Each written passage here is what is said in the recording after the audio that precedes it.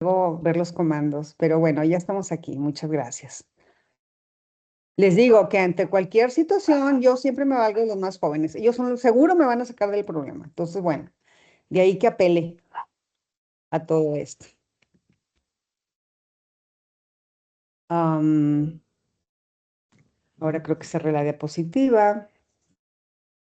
Denme un minuto. ¿Están viendo ahí mi cámara? No, ¿verdad?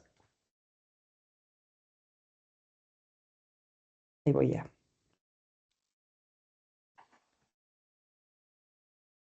Listo, creo que ahí ya estamos, ¿verdad? ¿Es correcto? Sí, Gracias, muchas gracias, Acacia, gracias, Manuel, y gracias, Denis. Bueno, creo que ya incluso me adelanté. Algunos filósofos, bueno, estábamos en Hegel. Y les decía que Hegel es un filósofo interesante. ¿Alguien puede decirnos de qué va Hegel? ¿Qué recuerdan de Hegel? ¿Qué conocen de Hegel? Tiene un lo de, punto de partida interesante. Sí, adelante, Denis. lo de la tesis, antítesis y síntesis. Es Y correcto. de hecho, él viene no es cierto, él es el antecesor de Marx y Marx viene a revolucionar esto que él realiza, mencionando que en el discurso la dialéctica está bien, pero que la dialéctica tiene que ser práctica. Es correcto, es correcto. Hegel habla de ese ejercicio dialéctico, es decir, de ese diálogo que se establece entre el sujeto, y en este caso el sujeto y la obra de arte. Entonces, el sujeto donde, o el objeto, desde donde nosotros colocamos nuestro juicio estético, ese nos está interpelando, es decir, me está llamando, me está diciendo algo y yo estoy entablando ese tipo de diálogo con el objeto. Entonces, la dialéctica desde Hegel nos habla de cómo esta realidad que nosotros experimentamos no es fija, sino que todo el tiempo está sufriendo una serie de transformaciones. Entonces, la realidad, lo único constante en la realidad es el cambio. La realidad que hoy me ocupa no va a ser la misma que me ocupará mañana. Hablábamos hace un rato, Denise y yo, acerca de la relevancia de actualizar conocimientos y sobre todo de contemplar algunos fenómenos desde ciertas perspectivas. Quizá perspectivas que no se habían puesto ahí a disposición de nadie, no se habían nombrado, y en el momento en que se hace, pues claramente nos interpelan, es decir, nos ayudan o nos obligan a establecer ese diálogo. Por ejemplo, la neurociencia, la neuroplasticidad, que no es nuevo porque ya Harvard, desde por allá del año que será 2002, ya hablaba precisamente de todo eso, y nosotros apenas estamos que como comercializándolo, ¿no? Nos estamos obligando a voltear hacia allá. Entonces, bueno, nosotros seguimos todavía perdidos en la psicología, perdidos en la sociología, que no es malo, pero ciertamente, como nos dice Hegel, el diálogo se tiene que convertir en una praxis, es decir, en una conducta observable. Entonces, esta parte de la tesis y de la antítesis, eh, para llegar a una síntesis, nos habla precisamente de un ejercicio de superación, es decir, ponemos un algo sobre la mesa, algo ahí a disposición de los observadores. En ese caso, claramente estamos hablando de la pintura de la chica de la perla, ¿no? Vermeer estaría muy contento de ver cómo nosotros nos hemos soltado a esta figura para abordar diferentes puntos de vista desde hace 3 semanas. Entonces, esta imagen es la tesis que nos presenta Vermeer. Ahí está. Ahora la cosa es, nosotros le vamos a poner una antítesis, es decir, un juicio que puede ser contrario o bien complementario a esto que se dice. Y ya estamos llevando una parte diferente de esa verdad, de ese fenómeno. No significa que uno esté cargado de verdad y el otro no lo esté. Simplemente son perspectivas diferentes desde donde se observa ese algo. Y en la medida, hablábamos la otra vez, en que favorecemos el diálogo, es decir, podemos no estar de acuerdo, podemos ofrecer otro punto de vista, otros elementos diferentes porque estamos viendo el fenómeno desde otro ángulo, pero lo cierto es que el objeto sigue siendo el objeto. Entonces, lo que varía es esas ideas que nosotros conseguimos acerca del objeto. Entonces, tenemos la tesis que nos presenta Vermeer, nosotros estamos tratando de poner esa antítesis, es decir, poder negarlo. Mencionábamos para este ejercicio, la clase anterior, otra imagen. ¿Se acuerdan que traíamos a la clase a la otra, la chica que se hizo Premio Internacional de Fotografía desde Nat Geo. Bueno, y veíamos algunas concordancias y diferencias. Para eso hacíamos este ejercicio, una tesis, una antítesis y llegábamos a una síntesis. Entonces, ese es ejercicio estructural básico que nos presenta Hegel. Claro, Hegel es muy profundo. Estamos agarrando una pinceladita de Hegel, nada más para poder aterrizarlo en este ejercicio. Por otra parte, Hegel nos habla también de un espíritu que es total, es decir, es absoluto. Este juicio pareciera muy contundente desde Hegel, sin embargo, él nos habla de que hay diferentes tipos de espíritu, desde donde nos interpela la obra, ¿sí? Entonces, en la medida en que nosotros intentamos un acercamiento con este espíritu absoluto, estaremos también llegando a, ¿cómo les diré?, a clasificar o bien a distinguir alguna tipología o alguna clasificación de estos tipos de espíritu. Entonces, podríamos mencionar mínimamente tres desde Hegel, que sería la desde la tesis y la antítesis y la síntesis, si nos vamos a una parte analógica, a un ejercicio analógico. Entonces, cuando hablamos de un espíritu que es subjetivo, estamos hablando de un algo que es propio de un sujeto. Es decir, no está ahí explícito, puede ser o no visible para todos, obvio, pero lo cierto es que es sentido por un sujeto, por un alguien. Y desde esa subjetividad, algunos teóricos muy rigurosos dirían subjetividad.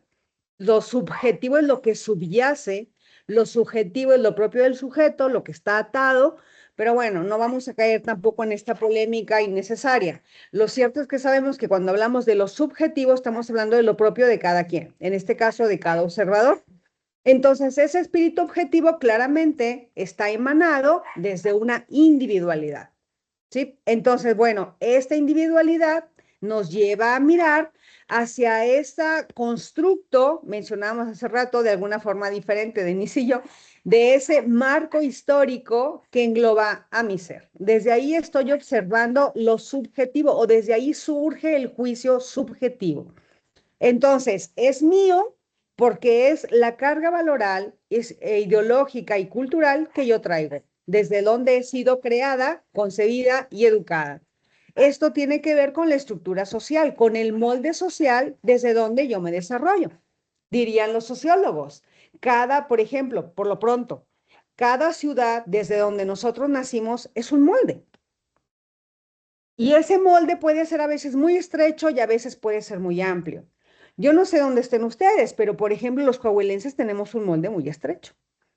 Los coahuilenses tenemos que pensar, si no nos apellidamos de tal manera, no valemos. Si no tenemos tales credenciales, tampoco somos muy tomados en cuenta. Entonces, es una serie de elementos las que entran todavía ahí en un molde, por ejemplo, y a lo mejor estoy hablando de una manera muy a la ligera, del molde coahuilense que nosotros tenemos. Tenemos que llamarnos o tener un apellido, ¿no? Y en algunos lugares así es todavía. Por ejemplo, no es lo mismo ser un García de Nuevo León a ser un García de Cádiz Saltillo. No es lo mismo.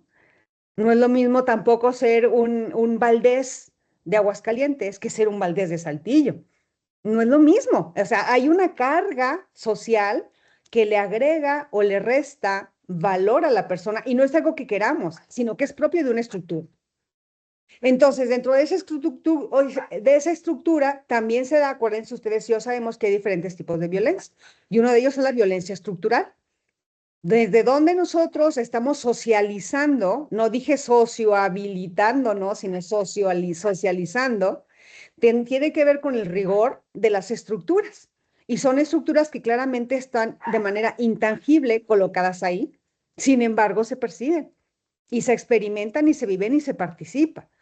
Y son a veces esa carga violenta. Ustedes y yo conocemos muy bien ese ejercicio que nos introduce a la civilidad, cómo ser ciudadanos y la relevancia de nuestra participación en el ejercicio ciudadano. Pero ustedes y yo, al menos los que vivimos en Coahuila, recibimos una serie de indicaciones en las últimas elecciones sobre cómo debíamos participar. Ahí hay una violencia estructural claramente. No está escrita, nadie la puede ver, pero se siente, se participa de ella. Y la idea es esa, que no se vea, que sea intangible, pero que sea vívida, que nos mueva a los ciudadanos. en un ejercicio que nadie puede llamar, está prohibidísimo ponerle un nombre, pero que sin embargo sucede. Bueno, esa es una violencia estructural. Entonces, desde ahí de nuestra estructura también emitimos ese juicio o hemos desarrollado ese espíritu subjetivo. Entonces, es parte del absoluto. Otra parte de este espíritu absoluto que nos menciona Hegel nos habla ya de una objetividad. Pasamos del sujeto al objeto. En este caso, el sujeto seríamos ustedes y yo, cada uno en su individualidad, contemplando a este algo, la pintura de la chica de los aretes de perla. Entonces, ahí está algo objetivo, algo que ya es independientemente de que ustedes queramos, o de ustedes y yo queramos o no, algo que ya existe independientemente de que me agrade o no me agrade, que lo perciba o no lo perciba, ahí está. Entonces, este objeto tiene que ver con una materialidad. ¿Sí? ¿Para qué? Pues para que sea perceptible por los sentidos, porque si no, ¿cómo nos va a pasar como el caso del ejercicio político? No se vio, pero todo el mundo observamos una conducta que claramente subyacía a otras tantas. Entonces, esa parte de Hegel, yo no sé en qué momento Hegel se la fumó tan verde, que nos puede presentar este tipo de ideas y que son tan claramente ubicables en una sociedad como la nuestra muchísimos siglos después. Bueno, muchísimos años después. Entonces, ese espíritu objetivo tiene que ver con esa materialidad y tiene que ver también con mi capacidad de reconocer esa cosa que está ahí y de manera objetiva, es decir, transportada a un objeto. Miren, yo los invito a que veamos este cuadro. Este cuadro, imagínense ustedes la carga valoral o la carga emocional, la carga cultural, la carga educativa del autor, de Vermeer. ¿Por qué querría él pintar a esta niña? ¿Por qué esa postura le llamó la atención? Es como los que hacemos fotografía, de repente ves un algo y dices, este lo capto, este es un ángulo interesante. ¿Por qué le llamaría a él a hacer este cuadro? A poner esos ojos, a poner esos colores, a poner esa gesticulación. Quizá era propio de la chica y él lo encuentra como interesante o como digno de ser representado o de ser ahí, casi creo que lo clasificaría como un momento casi creo que inmaculado. Adelante, querida Acacia. Recordé lo que nos comentó sobre la perla, ¿no? Que la perla también era de la esposa. Entonces, Es todo el correcto. contexto que se va englobando, el por qué precisamente la chica de la servidumbre, a lo mejor puedo inferir que era la más joven, con el arete de la esposa, todo el contexto que encierra esa relación dentro del cuadro, ¿no? Es correcto. Y también está correcto cuando dijiste texto. Al final del día esto es un texto y nos diría Riquer, todo es texto, el texto es todo aquello que nos interpela.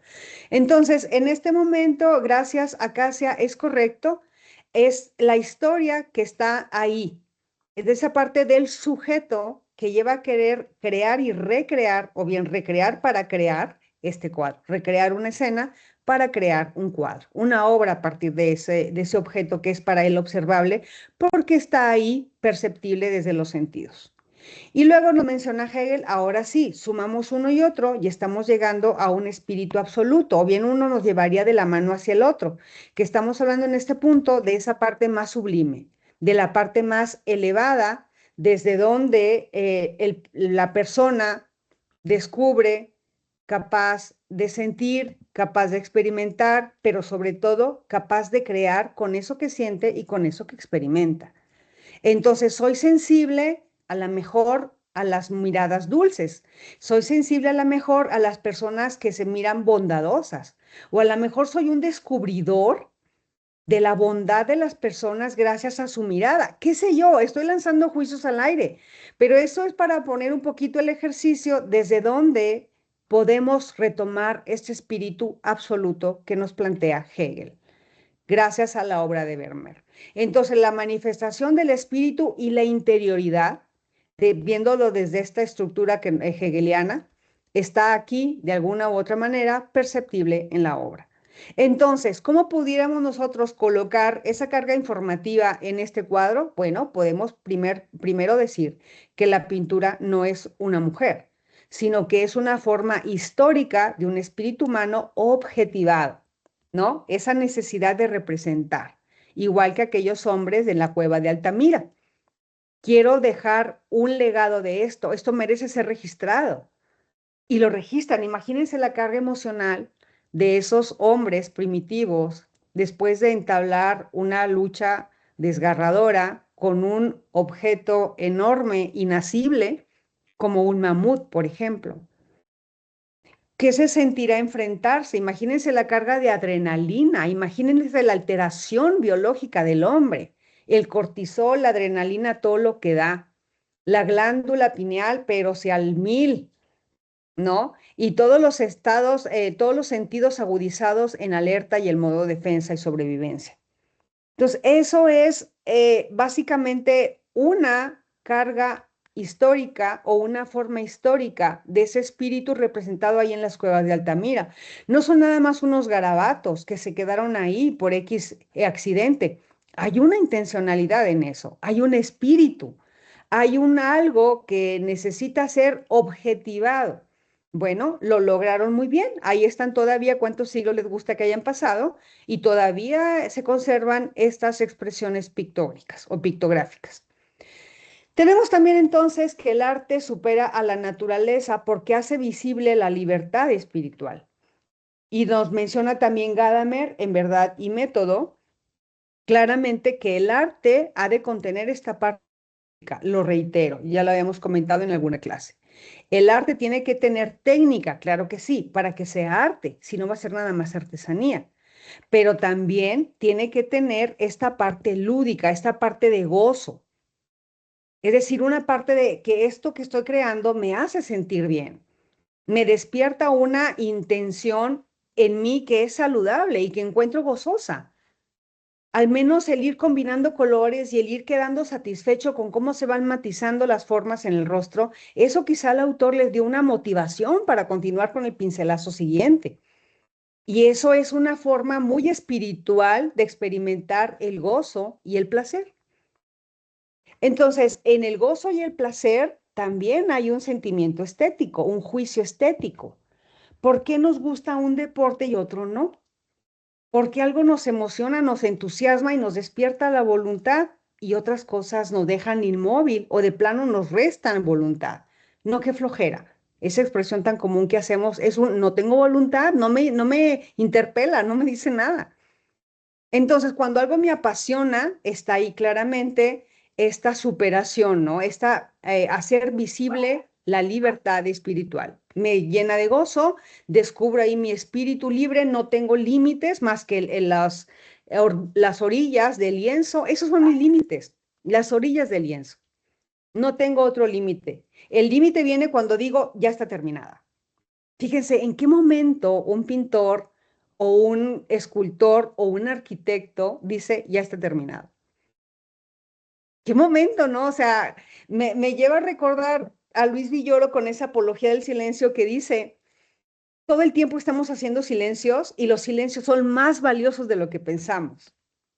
Dice, un silencio, una palabra empieza con un silencio, rompe el silencio con un sonido y luego termina la palabra y hace silencio. Necesariamente hace silencio para poder comprender que ahí termina un vocablo, un concepto, y vamos a dar inicio a otro concepto. Así es como funciona la IA. Si tú le dictas un concepto, empieza rápidamente a registrar cuáles son los posibles términos siguientes. Pero es gracias a ese silencio, a esa última letra que se pone en el concepto. Y no nos damos cuenta. En este momento en que ustedes me están escuchando hablar, mi voz está acompañada de silencios y también de irrupción del silencio. Porque así podemos distinguir qué palabras son las que yo estoy exteriorizando y ustedes podrán apropiarse de esas palabras. Esto es interesante en el sentido de esa libertad espiritual, libertad que se hace visible, incluso, bueno, quizá visible no sea la palabra, quizá sea perceptible, como en el caso de la voz, donde percibo yo que se irrumpe el silencio y donde me doy cuenta que se hace un pequeño silencio, por mínimo que sea, para dar inicio a un siguiente vocablo. Y ir haciendo así la construcción de ideas, la hilación, para poder armar esa primera cosa, ese primer juicio. Recuerden ustedes, concepto, o bien, sí, conceptos que se expresan a través de términos, y luego juicios que se expresan a través de enunciados, y luego razonamientos que se exteriorizan a través de este ejercicio de argumentativo. Entonces, todo tiene una expresión, y en este caso, esta arte es esa expresión de una libertad espiritual. El sujeto no puede ser obligado. Por ahí leí hace ratito que decía, tú puedes llevar un caballo al pozo o al río, pero no puedes obligarlo a beber. Si el animal no tiene sed, el animal no va a beber, no comprende, no se apropia de tu intención y tú no te apropias de la voluntad del animal. Tú lo obligas, por eso lo domesticas, por eso lo dominas, pero hay una obligación, hay un sometimiento. Tú no tienes la voluntad del animal. Entonces, tú no eres, o él no es una persona o un ser vivo o un ser sintiente libre, porque está sometido a tu voluntad, pero tú no tienes tampoco la voluntad de él. Lo que tienes es su temor a ser herido, a que le duela, a que le lastime. Por eso es que obedece, o bien por eso es que llega ese pequeño y breve razonamiento de qué es lo que hay que hacer, como el caso del algoritmo, ¿no? Entonces, vean lo interesante de este término, hacer visible la libertad espiritual. Detrás de todo arte tiene que haber una libertad del espíritu. Miren, cuántas cosas no han sucedido en un espacio o en un tiempo de reclusión. Es muy interesante lo que sucede. Tú puedes estar recluido en el peor de los calabozos, pero si tienes un lápiz y un papel o si tienes un objeto con que tallar la pared, eres libre. Tienes cierto porcentaje de libertad. Estás ahí expresando.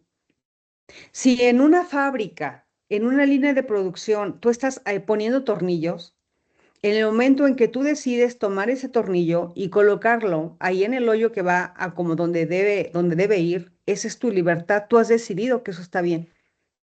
Ahí está tu voluntad, tú lo haces, tú lo quieres hacer, por lo que quieras, por dinero, porque no tienes de otra, porque te están obligando en la casa, hay que llevar algunas provisiones, qué sé yo, por lo que quieras, pero tú estás haciendo uso de tu libertad ahí. Hasta para firmar el contrato estás haciendo un uso de tu libertad.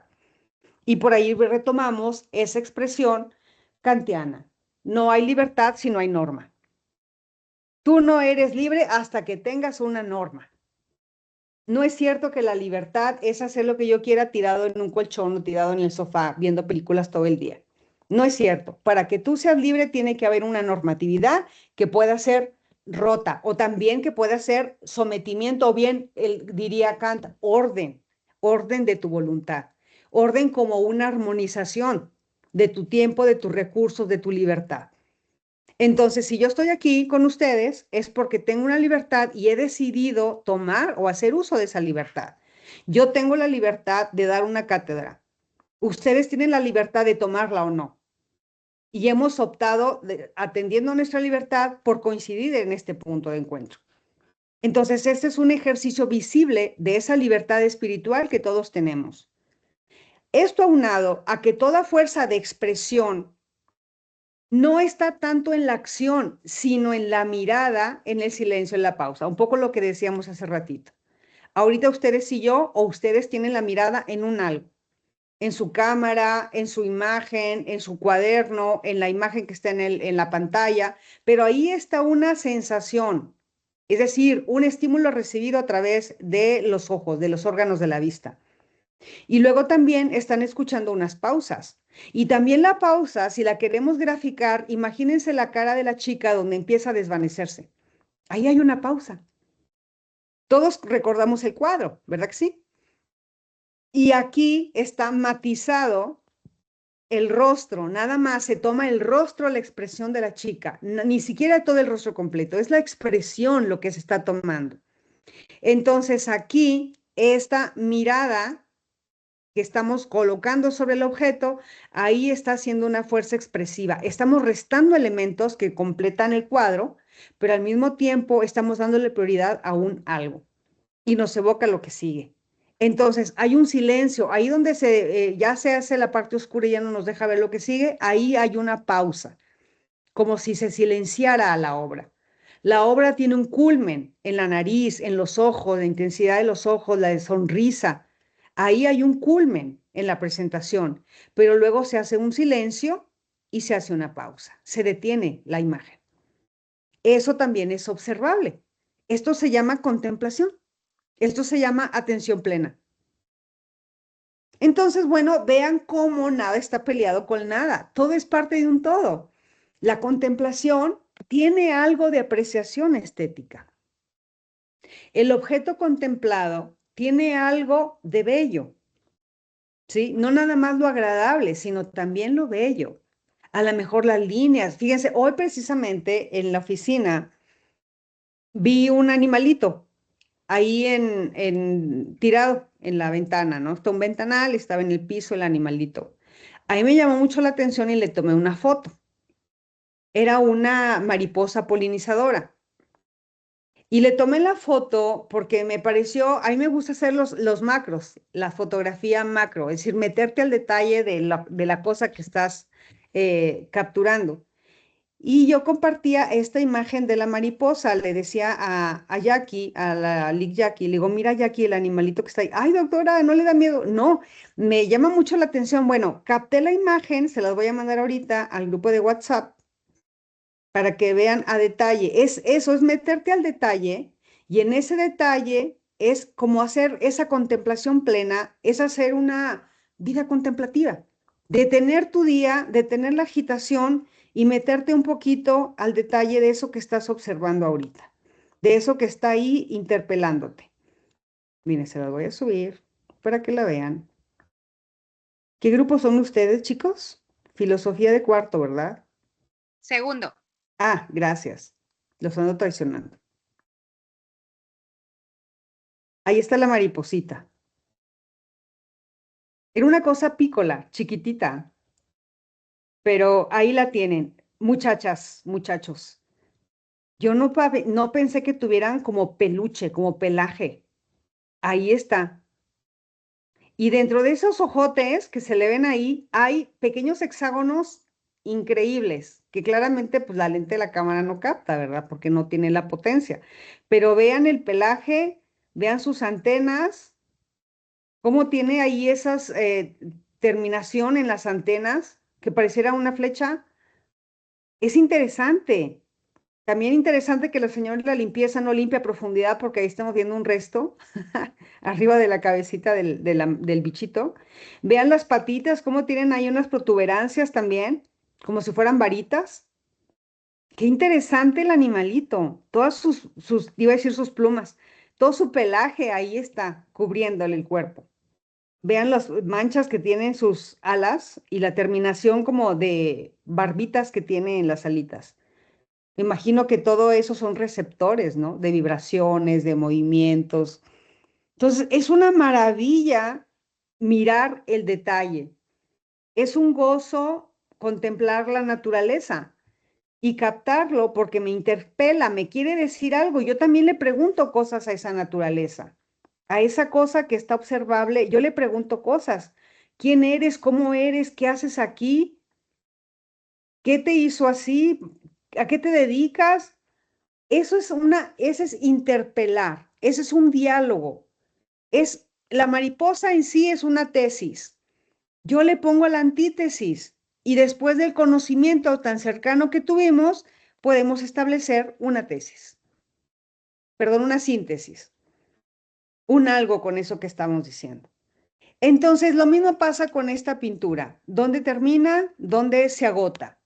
¿Dónde inicia? ¿Dónde tiene su culmen? ¿Dónde está el mayor impacto visual? De eso también nos habla la estética. ¿Con qué me quedo al final del día, después de la contemplación de este texto o de este objeto? Bueno, ahí está la postura hegeliana.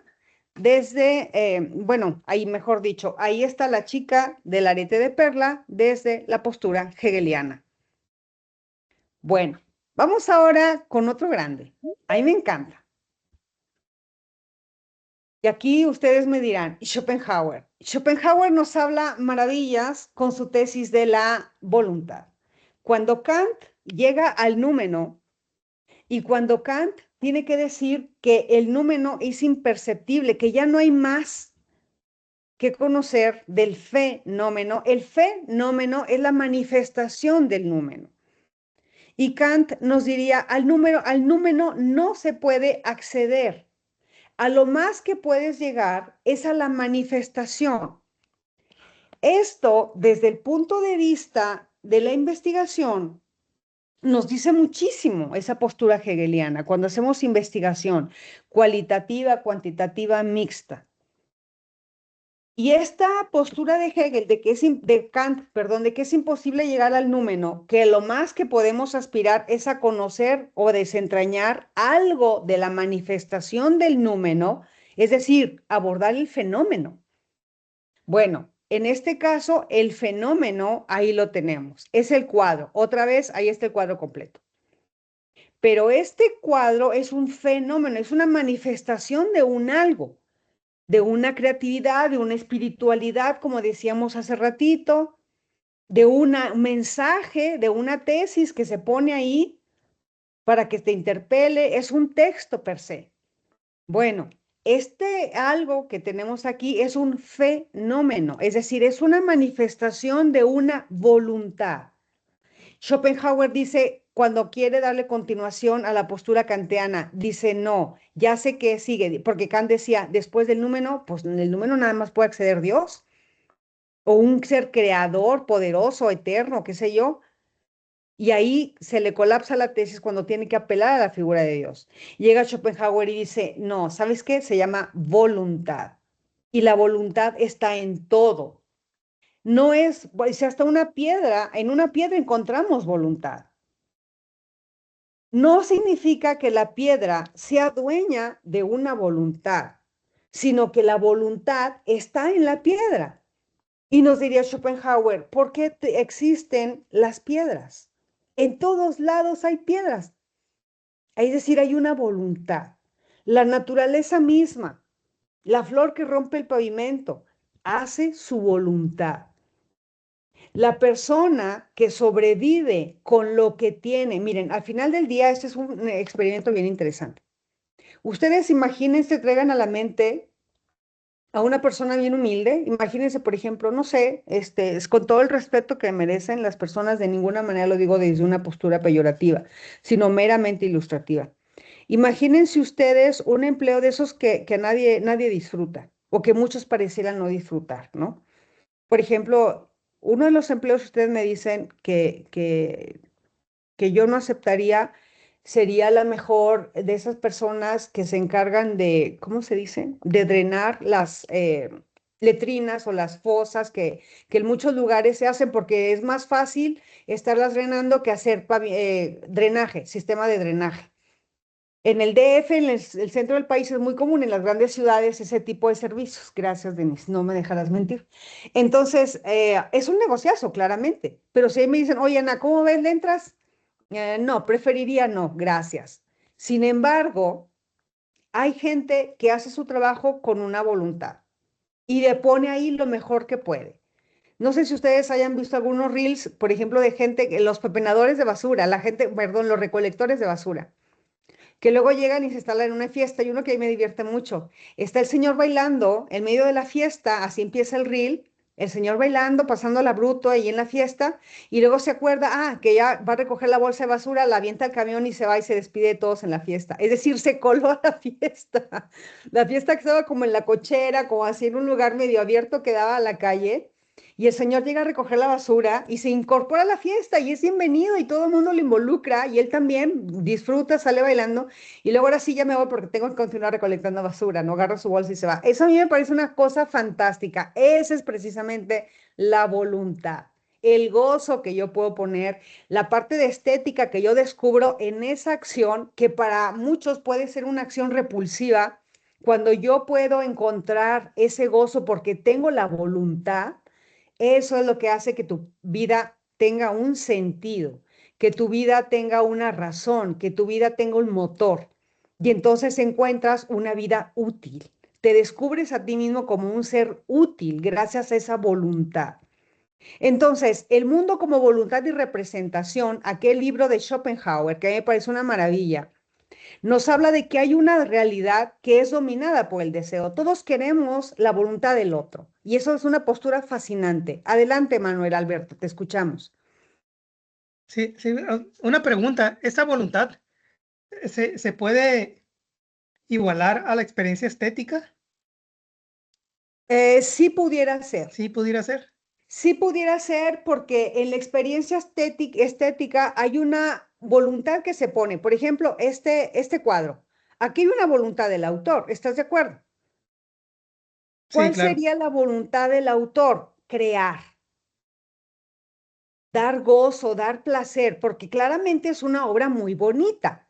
Si bien es cierto que a lo mejor la chica no me parece la niña más bonita del mundo, tengo que admitir que hay belleza.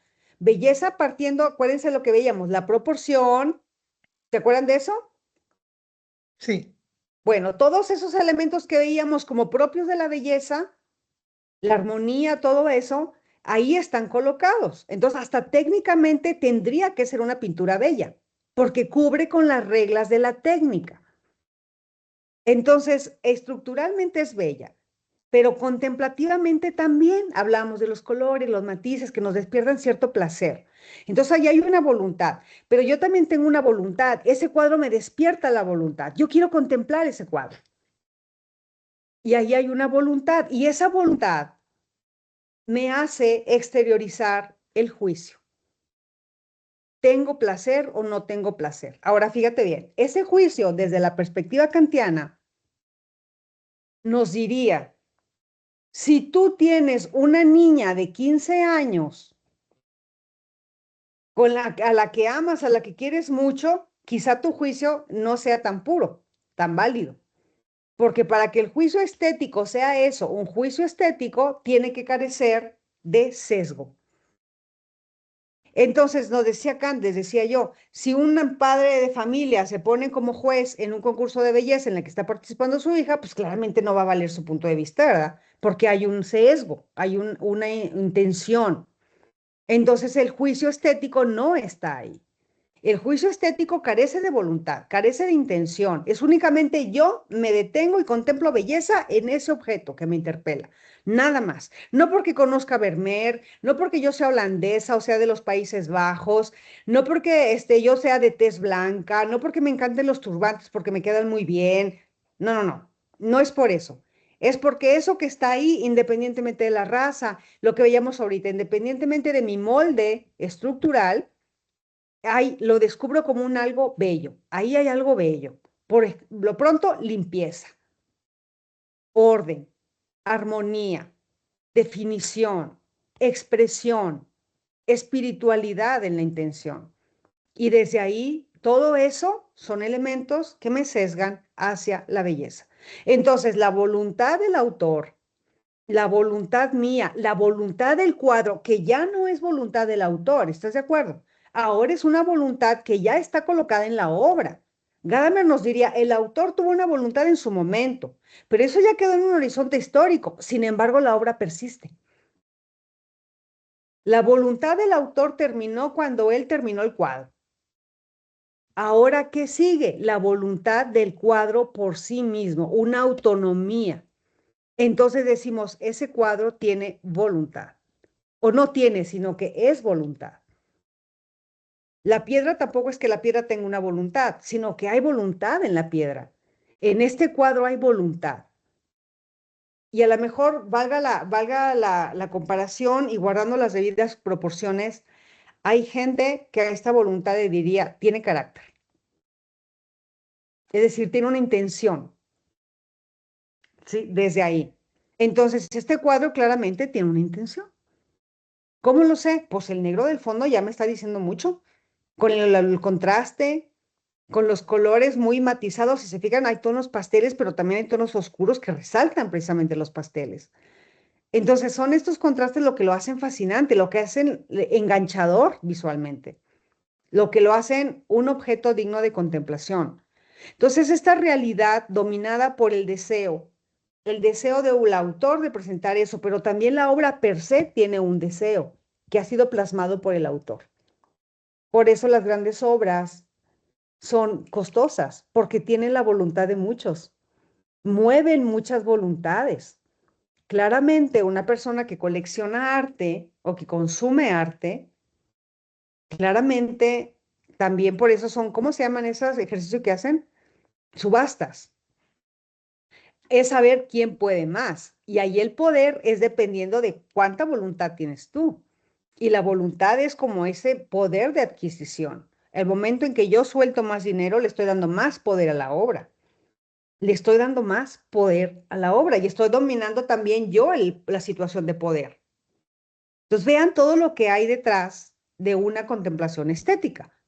Hay muchísimo, hay muchas teorías del poder, ya nos fuimos hasta Bourdieu. Y hay también todo un proceso comunicativo.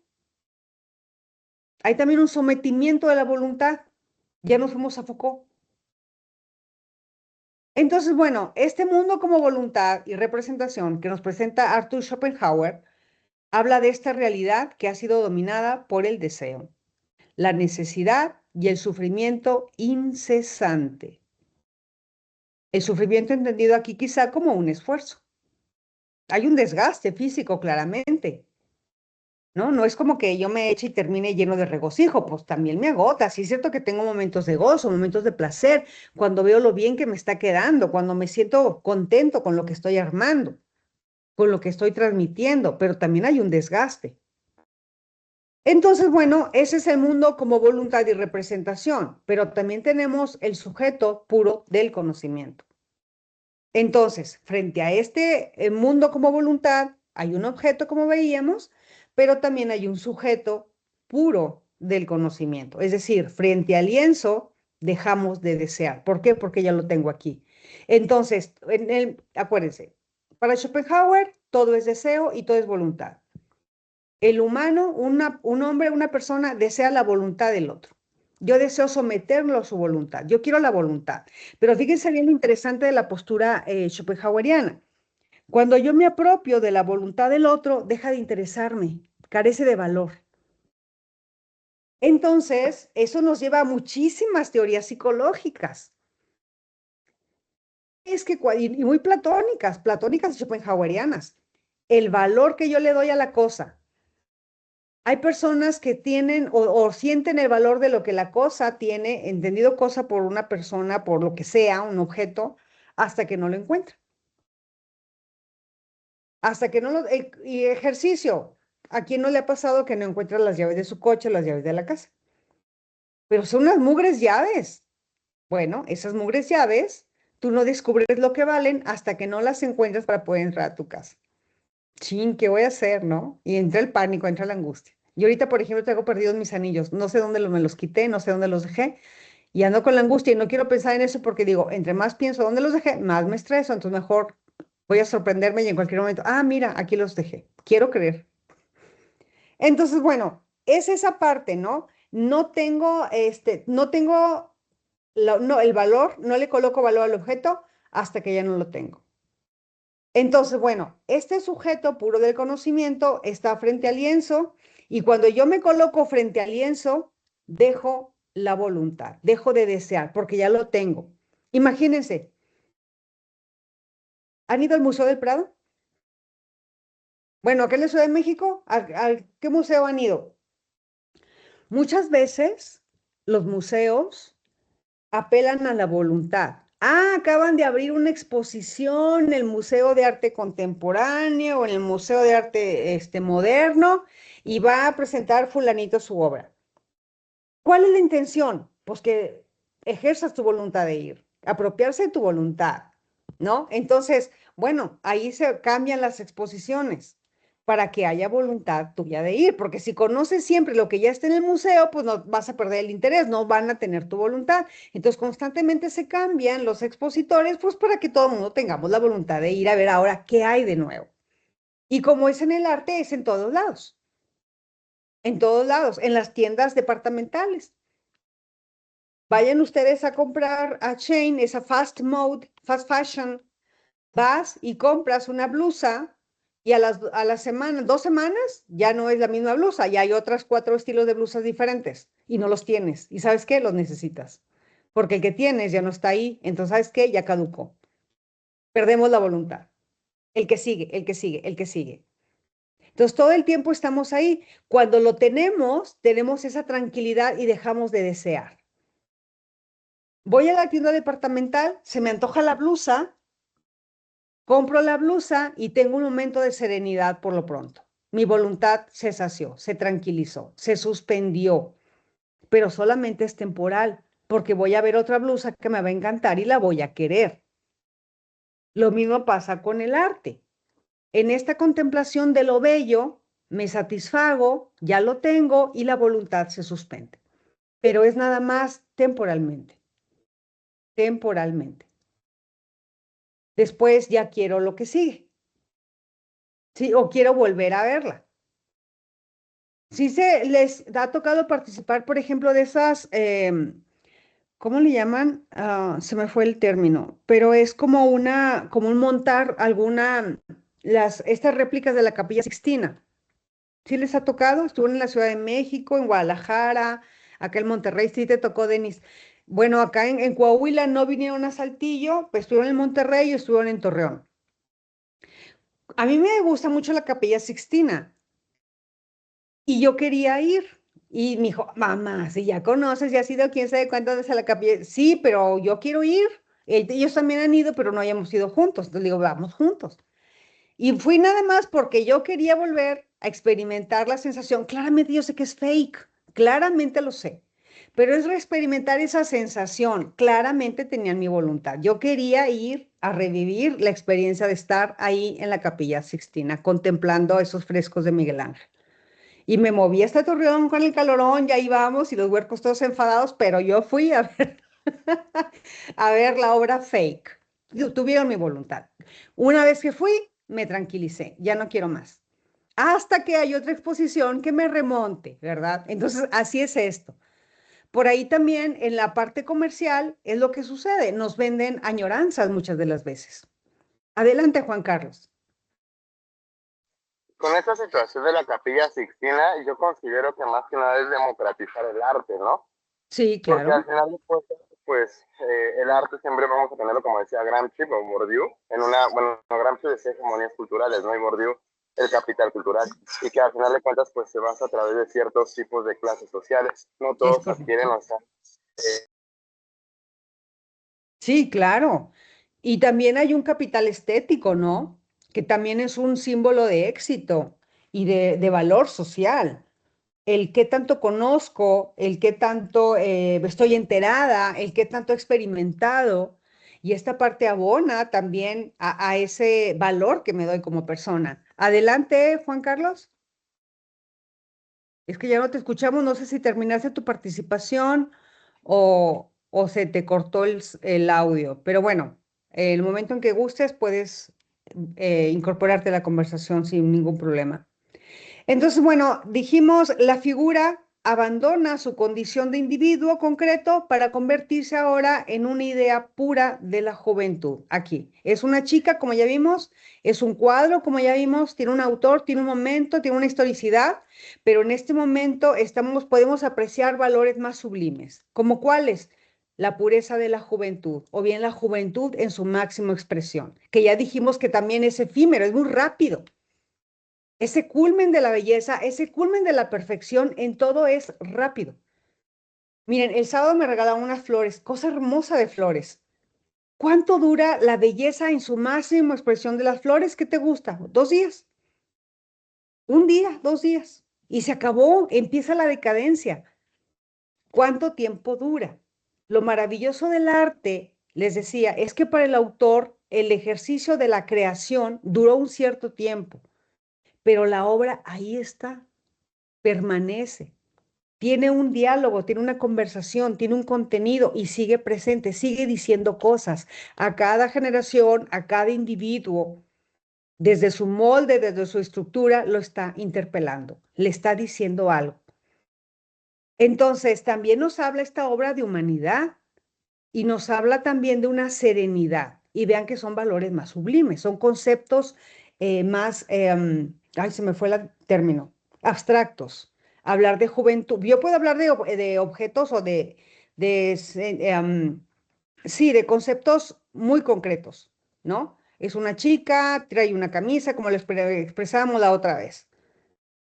Trae un accesorio en su cabeza, colores, bla, bla, bla. Está mirando como de 3/4, su inclinación etcétera, qué sé yo.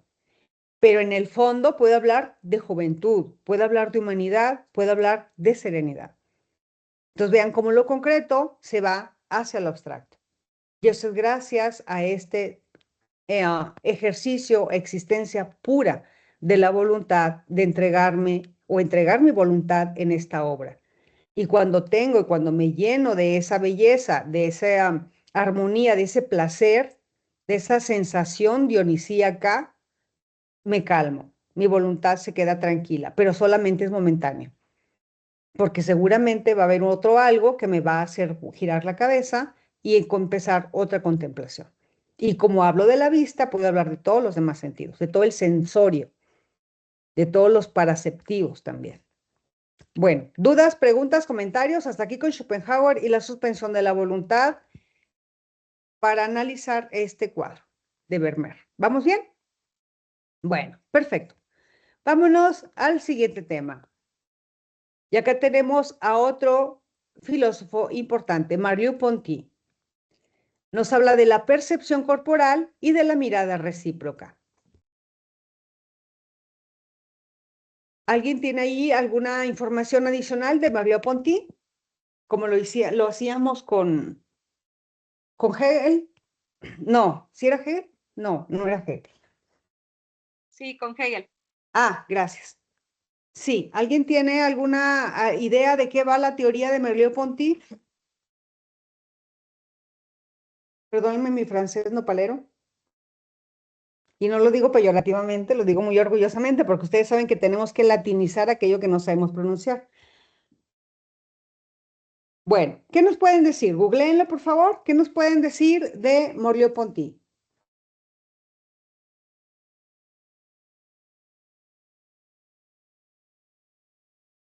Claramente es francés, ¿verdad? Es un filósofo francés. De los 900 del siglo pasado, reciente a considerar desde los otros, ¿verdad?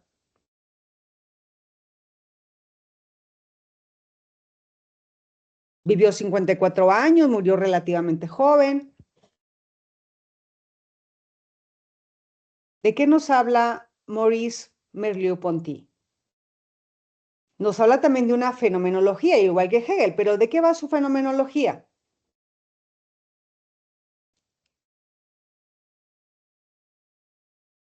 Es muy interesante porque como todo buen fenomenólogo, batallé para armar el término, como todo buen fenomenólogo, echa mano de la conciencia, claramente. Y nos habla de esta conciencia como un elemento que es pieza clave, cimiento, casi me atrevería a decir, de una experiencia que se encarna, es decir, que se percibe a través de este organismo vivo en el que habito. Claramente, Maurice Merleau-Ponty no comparte aquella idea de que la mente se separa del cuerpo, como aquellos filósofos idealistas o bien los positivistas, sino que nos dice que es un todo, ¿no? Que tendríamos que comprender el mundo gracias a nuestras acciones y gracias también a nuestra existencia corporal. Necesariamente es un poquito tomista, ¿no? En ese sentido, aristotélico, que para construir la mente o el conocimiento o las ideas se necesita una experiencia corpórea. Entonces, desde aquí Maurice Merleau-Ponty nos está hablando de esa percepción del cuerpo, desde el cuerpo, ¿sí? Entonces, desde esta percepción corporal es como si yo mirara un todo, pero lo miro o bien me apropio del todo o del fenómeno desde la vista, me apropio del fenómeno desde el oído, me apropio del fenómeno desde el tacto, desde el gusto, desde el olfato. Entonces, no observemos el cuadro desde la mirada de Maurice Merleau-Ponty como si fuéramos nada más una cámara que atrapa la imagen y hasta ahí llegó su tarea, sino que lo experimentamos, lo sentimos. Y esa experimentación es como si fuéramos una esponja. La esponja no absorbe nada más desde un ángulo. La esponja la arrugas y la avientas en el contenedor de agua y ¡fum! Se llena. Merleau-Ponty nos diría que así es como funciona el organismo humano. Participamos de un ejercicio de percepción que es completamente corporal, pero cuando digo completamente corporal me refiero a que todo el cuerpo participa de eso. Todo mi sensorio está ahí activo. Entonces podemos hablar de que hay una mirada recíproca. La experiencia estética es un intercambio de la esencia del contemplador y de la esencia del objeto contemplado. Esta postura es interesante, por eso es que él está catalogado dentro del grupo de los fenomenólogos, porque observamos a ese todo como un fenómeno. Y si se fijan, desde que empecé esta plática estoy hablando de que la obra es un fenómeno en sí. Es una manifestación de un númeno o manifestación de una voluntad. Entonces, no somos nada más las personas, ustedes y yo somos observadores, sino que al mismo tiempo, si nos vamos a ir a las expresiones corpóreas del observador y del objeto que está ahí, sería como una metacognición. Sería un objeto que me observa, y ese es el chiste también de las pinturas. Sí le han sabido de ese efecto, ¿verdad? Que a donde te muevas pareciera que te está mirando la persona que está plasmada en el lienzo. Entonces, esta sensación de contacto visual nos ofrece esa mirada recíproca de la que participamos en esta percepción corporal. Entonces, no somos nada más nosotros los que estamos observando a la joven, sino que pareciera que la joven nos está observando a nosotros. ¿Quiénes somos nosotros? Cada uno de los que estamos aquí. Y fíjense lo interesante. Nosotros, cuando convivimos en grupo y sostenemos el contacto visual, cada uno de nosotros está como que, vaya, podemos ver cómo uno mira hacia el resto de los participantes, cómo dirige su mirada, podemos ver el ángulo hacia dónde está dirigiendo su visión. Pero en la obra de arte es interesante porque pareciera que a todos nos está mirando, a cada uno nos está mirando. Entonces, esto también lo hace un ejercicio estético, una experiencia estética. No solamente soy yo quien ve a la persona en el lienzo, sino que la persona en el lienzo pareciera que también me está mirando. Hacemos un contacto visual. Entonces, nos lleva también Maurice Merleau-Ponty a pensar en esta presencia en la ausencia. Es decir, la pintura en sí misma, la obra completa, cambia la experiencia en el tiempo, porque está como haciendo un ejercicio entre lo que está ahorita presente que yo reconozco, es decir, una chica joven, es una chica joven aquí en China, una chica joven, pero también fíjense bien, una chica joven, por ejemplo, en ciertas épocas era una chica en sus 10 y tantos, ¿están de acuerdo? Hoy en día, volvemos al tema que abordábamos en la sesión anterior, creo que sí era con ustedes, abordábamos el tema del temor al envejecimiento. La juventud de ahora intenta, o las personas, los seres humanos de ahora, relacionamos la belleza con el no envejecimiento. Con el no envejecimiento, con una eterna salud, con una eterna juventud. Y desde ese marco contemplamos a la estética y desde ese marco hablamos de la estética. Entonces, la pintura aquí nos habla de una presencia en la ausencia, es decir, ahí está, la chica está presente gracias al lienzo, ¿sí? Pero claramente ella ya no existe, pero está presente en esa pintura. Existe, se quedó plasmada para siempre. Entonces, la chica, aquella que miró Vermeer, sigue siendo la misma para nosotros, aún con el paso de los años, con el paso de las décadas, con el paso de los siglos. Está ahí siendo lo mismo. Esta chica que nosotros vemos es la misma que miró Vermeer. Y eso ya es un fenómeno maravilloso. Y sigue habiendo belleza. La belleza que reconoció Vermeer, también nosotros podemos reconocerla siglos después, en el mismo cuadro. Eso es un ejercicio estético. Reconocer la belleza en el paso del tiempo y con el transcurrir de los siglos. Entonces, lo bello casi creo que es permanente. Una chica joven siempre será bella. Y la belleza puede encontrarse también en todas las demás etapas, solo que, insisto, en ese molde estructural en el que hemos sido criados o educados o formados, pues ahí nos vamos sesgando. Pero la belleza, la pureza siempre están ahí. Pero es la cultura la que nos hace irla cambiando. Vamos ahora a hacer como un horizonte. Si pudiéramos plasmar una línea futura o una línea pasada para poder ver cómo lucen las posturas de ciertos filósofos, bueno, vamos a abordar a 3 de ellos y vemos cómo luce el horizonte con ellos 3 colocados ahí frente a nosotros. Vámonos a Edmund Burke, por la parte de lo bello. Él diría desde su teoría que la obra rehúye del terror de lo sublime. Fíjense lo interesante. Rehúye del terror de lo sublime, porque domina la suavidad, la armonía, la delicadeza y la luminosidad de la perla, como si fuera un ejercicio analógico con el rostro de la chica, con la piel de la chica. Y provoca con estos elementos provocar ternura. La ternura es sublime, la ternura es bella. ¿Dónde está lo bello ahí? Bueno, en esa suavidad, porque no hay rasgos duros, si se fijan, no hay sombras marcadas, sino que se ve el rostro terso, iluminado, radiante, fresco. Bueno, ahí está esa suavidad, ahí está la armonía y aparte la delicadeza, ¿no? De la perla y del rostro. Entonces, claramente nos provocan una sensación de ternura.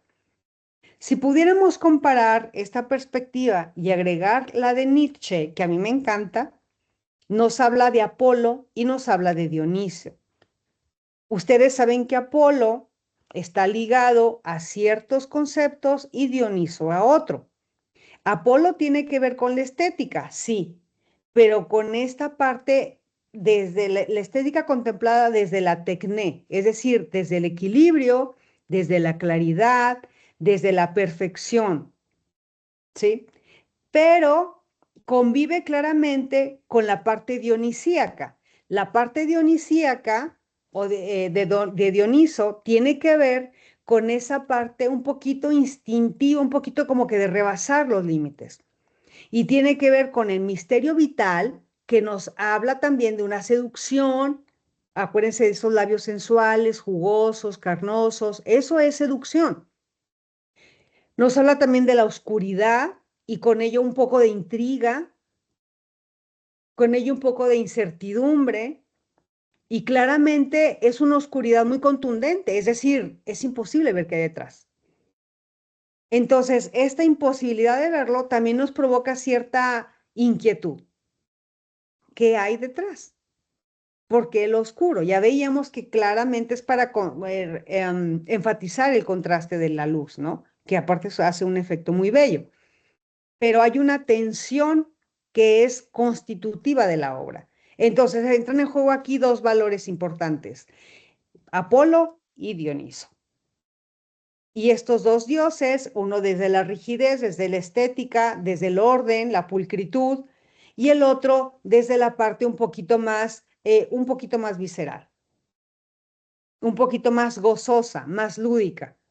Por ahí el mismo Nietzsche decía, Apolo puede salvarte de Dioniso y Dioniso puede salvarte de Apolo. Porque un extremo de Apolo sería una rigidez contundente. A lo mejor un exceso de Apolo sería el cubismo, por ejemplo. A lo mejor eso sería un exceso. la perfección de las líneas, de los ángulos, a lo mejor puede funcionar. Y a lo mejor un exceso de Dioniso, pues sería, no sé, aquellos cuadros, no recuerdo ahorita el autor, pero aparece la chica desnuda sobre la cama, completamente expuesta. No recuerdo ahorita el nombre de la obra, les mentiría. Adelante, creo que quería participar Juan Carlos. ¿Era Juan Carlos? Adelante, Juan Carlos. Yo diría que la cuestión, por ejemplo, como se menciona de Dionisio y Apolo, en la Ajá. cuestión arquitectónica, en la Ujú. cuestión de Dionisio los hizo más como el Art Nouveau, ¿no? Esta expresión de todo lo ecléctico, también la cuestión de que pues es como lo delicado, lo suave, de jugar con las figuras. Y ya la cuestión de Apolo lo vería más como el Art Deco, cuadrado, Exacto. con estructuras más geométricas, que sea funcional, que ya no sea como estético, sino que sirva para lo que tenga que servir, ¿no? Es Y por ejemplo, correcto. en cuestiones aquí en México, lo que adoro demasiado es el Art Nouveau que tiene el Palacio de Bellas Artes por afuera y el Art Deco que lo tiene por dentro, ¿no? Y luego tienes al Palacio del Postal, que es Art Nouveau, y en la otra esquina tienes a los edificios de la aseguradora, que son Art Deco, ¿no? Y ese contraste totalmente radical que tiene la Ciudad de México con sus miles de arquitecturas, dices, wow, ¿no? Viene la cuestión de Apolito y Dionisia en toda la Ciudad de México que dices, wow, es impresionante todo eso que se puede admirar en unas pequeñas calles del centro histórico. Claro. Sí, gracias por tu aportación, Juan Carlos. Siempre es interesante. Y es que tienes razón, pero fíjate bien lo interesante lo que acabas de decir y que a mí me hace querer voltear hacia allá. Sin una sensibilidad, sin la sensibilidad que te despierta el conocimiento, son cosas que pasan desapercibidas. Eso es lo rico y eso es lo valioso de apropiarse de información, de apropiarse de experiencias. Porque es verdad eso de que entre más sabemos nos damos cuenta de que menos sabemos. Pero también cuando tenemos un trasfondo tras nosotros, como hablamos de ese molde, podemos apreciar con mayor intensidad la expresión estética que está ahí, porque podemos rodearla o bien colocarla en un marco que hace resaltar su belleza. Y eso es justamente lo que acabas de hacer con esta descripción de la creación arquitectónica que puedes encontrar ahí en la Ciudad de México. Muchas gracias. Denis, querías decir algo, adelante.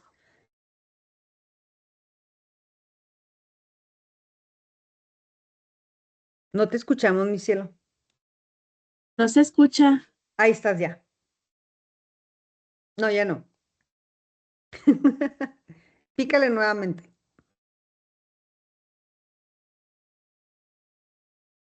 Ahí, ¿no? Ahí ya lo tienes encendido, tienes activado el micro.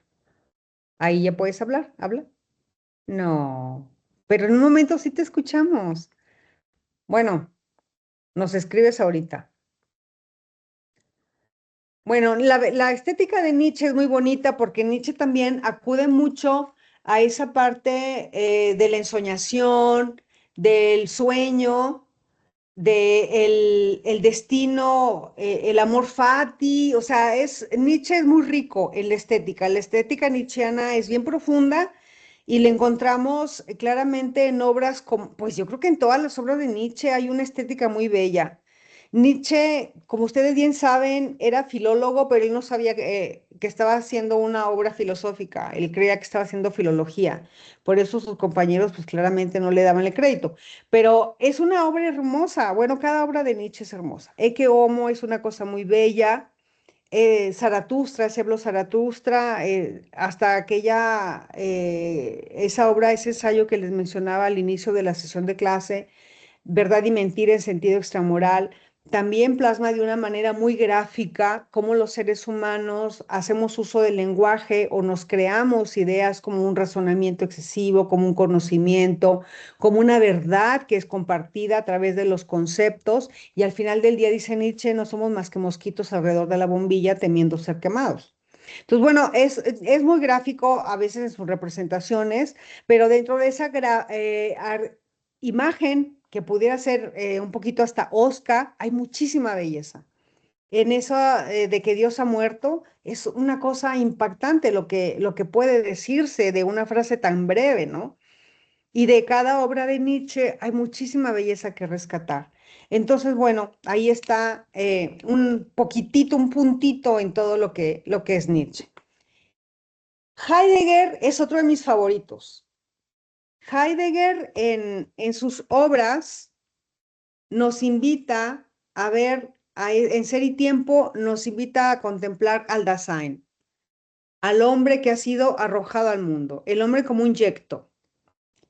Entonces, nos dice Heidegger que la pintura no es una mera representación, sino que tendría el equivalente a un desvelar, es decir, quitarle el velo que oculta a esa belleza que está ahí.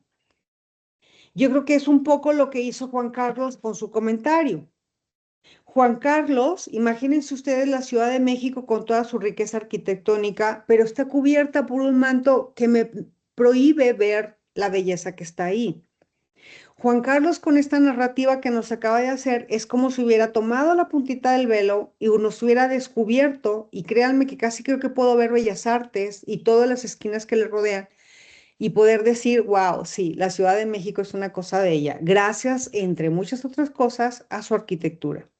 Entonces, este diseño que tiene la Ciudad de México y que es como pequeños universos por descubrirse, se pueden percibir gracias a ese desvelamiento. Bueno, eso es lo que nos diría Heidegger. La pintura no es una representación nada más, no es una imagen que está plasmada, vaciada o arrojada en el lienzo, sino que hay un desocultamiento. Hay un misterio en esa identidad y en el fondo se instaura, diría con este término, un ámbito donde el ser mismo puede manifestarse, el creador y también la chica, y abrir un mundo completamente ajeno como el que Juan Carlos nos abrió cuando desveló lo que hay ahí en esa área, por lo pronto, de la Ciudad de México. Entonces, es este desvelamiento al que nos invita la obra. Hay un misterio, hay una identidad y hay un fondo, donde ahí hay una manifestación. Se desvela esa manifestación y nos queda expuesto un mundo para explorar. Así es la estética y así es este ejercicio de la contemplación de lo bello. Pero fíjense bien, para que la estética surja, tiene que haber contemplación. A veces la belleza salta, pero a veces no es belleza, es algo chistoso, gracioso, curioso, bonitillo. Ahí está, llama mi atención, vuelto, sí que bien. Pero hay belleza, no, la belleza trasciende la forma. La belleza trasciende la representación. La representación sería como la equivalencia a esa parte meramente sensorial. Pero si nos metemos en ese sensorio, nos va a llevar, como le decíamos hace rato, a términos o a valores más sublimes. Eso es lo bello. Trasciende a lo bonito, trasciende a lo gráfico, trasciende a la representación. Entonces, por ahí, la persona humana. A veces encontramos personas bellas en cuerpos no muy armónicos, pero eso no significa que no haya belleza. La belleza está ahí. Lo que pasa es que nos hemos hecho tan consumidores de lo superficial que hemos dejado de lado ese ejercicio fantástico de desvelar la belleza y el mundo que nos ofrece esa cosa de ella a partir de la comprensión y de esa contemplación. Estamos vetados, así tenemos una venda sobre los ojos y que nos impide descubrir lo bello que hay en el mundo que nos rodea. Y cuando digo mundo que nos rodea, hablo de relaciones, hablo de personas, hablo de acciones, hablo de escenarios, hablo de sentimientos, hablo de pensamientos. En todo está lo bello, la belleza está en todos lados, hasta en la mariposilla fea que les mandé hace ratito. Ahí hay una belleza, ahí hay una armonía, ahí hay una proporción. Bueno, a veces no ejercitamos esa habilidad de descubrir la belleza, no la desvelamos, nos vamos con la venda todo el tiempo, como los caballitos, así. Si yo abro mi vista, ¡fum!, va a aparecer una escena hermosa. La cosa es que a veces ni siquiera estamos conscientes de que algo nos está obstruyendo la vista. Terminamos con este prisma estético que viene siendo básicamente una síntesis analítica de cada filósofo, con dónde colocan ellos la naturaleza de la belleza y cómo la podemos encontrar si interpretamos la obra. Entonces, hagamos un ejercicio rapidísimo con Platón. Platón dice o diría que la naturaleza de la belleza tiene que ver con una participación de la idea de belleza. Esta idea que yo tengo tiene que ser compartida. La belleza está acá en el abstracto, en la mente. Y para poder descubrirse, pues tiene que compartirse, ¿no? Entonces, en la obra nos diría que es una copia sensible que recuerda la belleza ideal. Acuérdense que para Platón lo que vale son las ideas. Para Platón, lo exterior a las ideas es propio de un cuerpo corruptible, es decir, mis sentidos me engañan. Eso nos diría Platón. Entonces, desde ahí, desde esa perspectiva, esa obra no es más que una copia sensible de una idea preconcebida. Acuérdense, esto es a priori. Ahí está ya concebida. Entonces, esa copia que se ha creado de la belleza que está en la mente del pintor, recuerda a esa belleza que es ideal, pero por el mismo hecho de que ha sido exteriorizada, se ha alejado de la verdad que está en la mente del pensador, del autor, de Vermeer, para que me entienda. Entonces, es interesante porque esa sensibilidad no se puede exteriorizar, porque es propia del autor, está en la mente. Y cuando la sacamos, ya nos están engañando los sentidos. Quizá lo que para nosotros es azul, para un daltónico sea de otro color, ¿no? O quizá hay una variación en la contemplación de los matices, de las intensidades, de los colores, etcétera. Bueno, eso dependerá. O como decíamos hace ratito, ¿no? Dependiendo de la raza, también podemos encontrar que la chica sea muy bella o no, o relativamente bella. Bueno, eso dependerá, porque una vez que lo exteriorizamos, ya perdió fidelidad del mundo de las ideas. Si nos volteáramos a ver hacia Platón, Platón habla de una naturaleza de la belleza desde el orden, la proporción y la unidad per se. Entonces, tiene que haber un acomodo, tiene que haber una distribución, tiene que haber una debida proporción, tamaños, formas, figuras, espacios entre un objeto y otro. En la interpretación de la obra, hay una mímesis que revela rasgos que son universales de la experiencia humana. Las caras, los rostros, acuérdense que hablábamos de aquella proporción áurea, claramente el rostro tiene una proporción, está técnicamente bien hecho. Tiene un orden, tiene una proporción y toda la unidad está equilibrada. Acuérdense que es como un cosmos que subyace ahí del marco hacia adentro.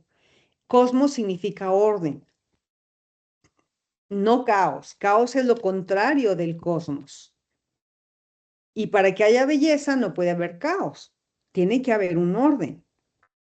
Entonces, es esta mímesis o esta habilidad de recrear que revela rasgos universales de esta experiencia humana, que es para nosotros lo bello. Y mencionábamos los colores de los ojos, los colores de la piel, el tamaño de la nariz, la proporción de los labios, y todo eso en su conjunto, en el acomodo que hace el autor, nos hace contemplarla como algo bello. ¿Qué hay con Hume? Thomas Hume nos diría que hay un sentimiento del observador que ha sido cultivado, un sentimiento que está plasmado ahí y claramente pues hay mucho feeling, o sea, sí es perceptible la sensibilidad del autor en el manejo de la luz, en las proporciones, en el gesto. Igual y la chica, ella misma no podía exteriorizar una sonrisa tan hermosa como la plasma el autor, quizá. Hay gente que luce más bella en las fotografías. Vaya, las fotografías siempre tratan de dar la mejor versión de la persona, incluso más bellas que la persona que está siendo retratada, porque siempre se exacerba la belleza. Y prueba de ello es que ustedes y yo podemos editar fotografías y podemos meter filtros. Entonces ahí viene eso de que tienes una foto para tus redes sociales, pero tienes otra para cuando te pierdas, porque a veces la belleza ha cambiado radicalmente. Entonces, esa parte es cierto. Hay un orden, hay una proporcionalidad, hay una mímesis que revela unos rasgos universales de esta experiencia humana catalogada como bella. Entonces, la belleza desde Hume dice que la belleza depende de un juicio que ha sido refinado. A mí me gusta mucho Hume, porque es muy claro, muy categórico en ese sentido, ¿no? Dice que el sentimiento del observador cultivado, es decir, para poder contemplar lo bello, tiene que haber un cultivo previo de la parte estética o una educación estética. Y esa educación estética va a colocar a la belleza desde un juicio refinado, es decir, sin un prejuicio del espectador, sin un prejuicio de querer ser, de querer saber, de querer que se le adicione algo. Entre más conoce, más estabiliza la noción de belleza, más la normaliza. Y entonces cuando puede percibir esa belleza es porque realmente es algo bello, no es algo bonitillo, como la gente que podemos no estar acostumbrada a tanta percepción o tanto acervo de lo bello, tanto conocimiento de lo bello. Ahorita le decía a su compañero, si tú no sabes, si cualquiera de nosotros que vamos a la Ciudad de México y no tenemos este antecedente, pues somos incapaces de hacer esta comparación y de vivir esa experiencia del encuentro con lo bello que ofrece la arquitectura en la Ciudad de México. Pero como Juan Carlos ha sido una persona, un observador cultivado, es decir, se ha nutrido de información, de experiencias sensibles, que lo hacen ahora un conocedor y él mismo se sorprende de la carga de belleza que puede encontrar en eso. Bueno, ahí está. La belleza depende del juicio refinado y sin prejuicio del espectador. Juan Carlos no tiene ningún prejuicio, perdón que te estoy usando de ejemplo, Juan Carlos, pero fuiste muy gráfico. En esta parte de no tiene un prejuicio de decir, sí, que todo el mundo venga y conozca la Ciudad de México porque yo soy de la Ciudad de México y es una cosa hermosa. No, independientemente de eso, la belleza ahí está. Entonces es un juicio sin prejuicio. No hay una condicionante, no hay un elemento que condicione al juicio estético. Kant, otro de mis favoritos, dice que es un juicio desinteresado porque tiene universalidad. Es bonito para todos. Es bueno para todos. Es bello para todos. Entonces, lo que hace la obra es ejemplificar la finalidad sin fin y también hace alusión a este libre juego cognitivo, lo que yo sé, lo que yo sé que es bello y que descubro que está presente en esa obra. Desde un juicio que no tiene interés, es decir, no me mueve a mí mismo, sino que es naturalmente movido. Adelante, Juan Carlos. Bueno, no es como el anterior comentario que ya no pude como participar porque se me desconectó. Ah, Pero al final de cuentas vamos a lo mismo, ¿no? La cultura tiene un precio, la cultura, porque en el momento que yo conocí es porque tuve a mis padres que son maestros y ellos tuvieron el capital cultural, ¿no? Ellos tuvieron claro. la cuestión de poder pagarme diplomados o cursos o libros, cosa que a veces, pues, por ejemplo, yo como maestro de primaria en el Estado de México, yo veo a mis niños y no tienen como ese conocimiento, ¿no? O sea, yo les puedo decir, les puedo poner imágenes, a veces los llevo yo a museos y les explico, porque pues no tiene sentido enviarlos y solamente que vayan a ver sin una guía, ¿no? Porque son de primaria. Pero al final de cuentas, pues le digo, al final de cuentas es una situación cultural y esa cuestión cultural pues lleva un precio, lleva un dominio, ¿no? Que pues al final de cuentas también ayuda a que este velo, como usted bien decía, no se percate, porque pues cuántas personas no pasan solamente en la calle de Madero, ¿no? Y en la calle de Madero tienes el Palacio de los Azulejos, tienes el antiguo convento de San Francisco, que después lo dividieron con una arquitectura novohispana y una puerta chorrigueresca que sufrió los embates de la guerra cristera. ¿No? Y después tienes una iglesia un poquito como anglicana que está al lado, después tienes el Palacio de Iturbide, ¿no? O sea, diferentes cuestiones, después tienes una iglesia con una arquitectura fortaleza, después más adelante tienes lo que va a ser el Palacio del Estanquillo con el Art Nouveau europeo porfirista, o sea, tienes toda una calle que tiene diferentes circunstancias, pero como usted bien dice, si no tenemos este conocimiento, al final de cuentas este velo existe. Y no solamente en eso, ¿no? O sea, el conocimiento te abre la circunstancia de la ignorancia o de estos velos ignorantes de diferentes índoles, ¿no? No son de la estética, sino también la lógica, la epistemología, pero al final de cuentas es dinero, porque el conocimiento, no, o sea, aunque haya universidades públicas, pues si yo me quiero especializar en algo, debo pagar, ¿no? Diplomados, cursos. Entonces, si hay un democratizar la cuestión de lo que va a ser la cultura y la estética. Es correcto, Juan Carlos. Sí, es un capital, o sea, el acervo cultural definitivamente es un capital y como bien lo mencionabas hace ratito, es parte también del ejercicio del poder. Entonces, claramente tiene un costo. Lo bueno tiene un costo. Lo valioso tiene un costo. Y ahí está el costo que tú acabas de mencionar y también el acervo cultural de tus padres, claramente, y la dedicación que tú has puesto en eso. Entonces, eso te hace que tu sensorio esté ahí activo, esté todo el tiempo como receptáculo de esa cosa que es bella, ¿no? Entonces, eso es algo bonito porque te invita incluso a llevar una vida saludable, una vida bonita, una vida amigable, ¿no? Abierta siempre y dispuesta. La gente que tiene más sensación de belleza suelen ser personas más amigables, más llevaderas. No se enganchan porque tienen muy claro esa posición armoniosa en el mundo. Y esto es algo que mucha gente no comprende, no comprende. Cuando hablamos de sentimientos mezquinos, fíjense bien esa expresión, a mí me llama mucho la atención y me es muy útil. Los sentimientos mezquinos, desde mi juicio, carecen de belleza. Los sentimientos nobles tienen una belleza ahí tangible.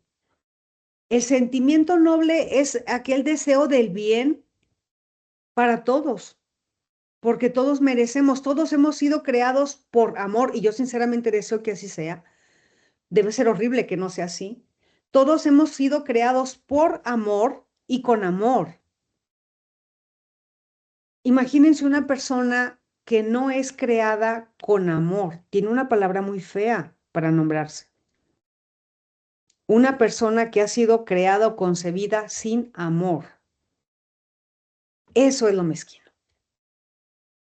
Carencia de amor, carencia de cultura, carencia de este amor cultivado o de este bienestar que se encuentra consecuentemente después de conocer, después de saber. Miren, para Sócrates, para Aristóteles, lo bello era la sabiduría, lo valioso era la sabiduría. El virtuoso era el sabio. Es un poco esto que nos menciona aquí Hume, un observador cultivado. Es una sabiduría. Hay saber y tener información para construir sabiduría, porque una cosa es tener información y otra cosa es generar sabiduría. Tener sabiduría son cosas muy diferentes. Lo bonito, digamos que es ese tener, ser. Pero lo bello implica un estar, un convivir, un hacer presencia, hacer que todo mundo quiera acercarse a ti. Eso es algo bello, ¿no? Y como todo mundo queremos acercarnos a contemplar una obra que es valiosa estéticamente. Entonces, bueno, esta parte que también nos lleva a retomar a Hegel es esa manifestación sensible del espíritu. Expresa una interioridad en el cuadro, una interioridad que es espiritual y la conciencia que ha sido objetivada, es decir, en lo consciente es un objeto que está ahí plasmado.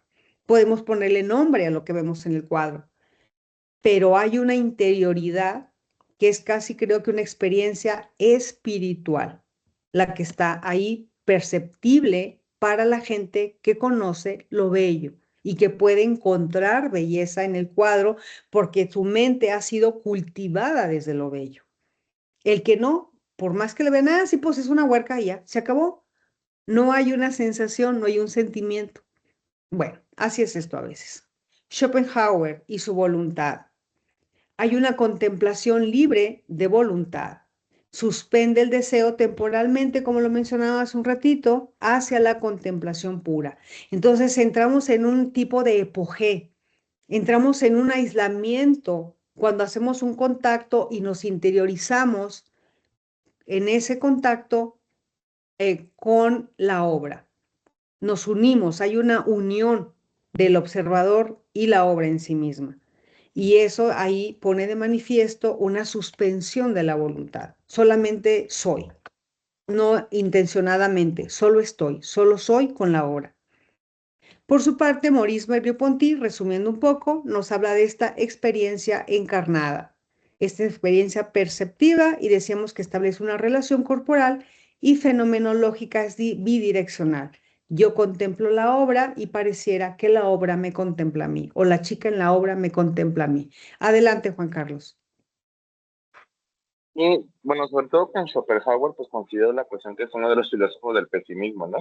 Y que al Sí, final es de cuentas, correcto. pues él menciona mucho de que siempre nuestra vida está basada en deseos, pero que estos mismos deseos que son adquirir metas, pasiones o voluntades propias, al momento nos llegan a ser vacíos, ¿no? Porque siempre deseamos más, más, más, más, más, y al momento que tenemos ese deseo, ese deseo fue saciado, deseamos más, ¿no? Entonces, Schopenhauer de cuentas, la única forma de poder ser como el bienestar o el bien feliz sería el evitar el desear, ¿no? El evitar como tener estas circunstancias de querer adquirir más, ¿no? O la cuestión del deseo mismo.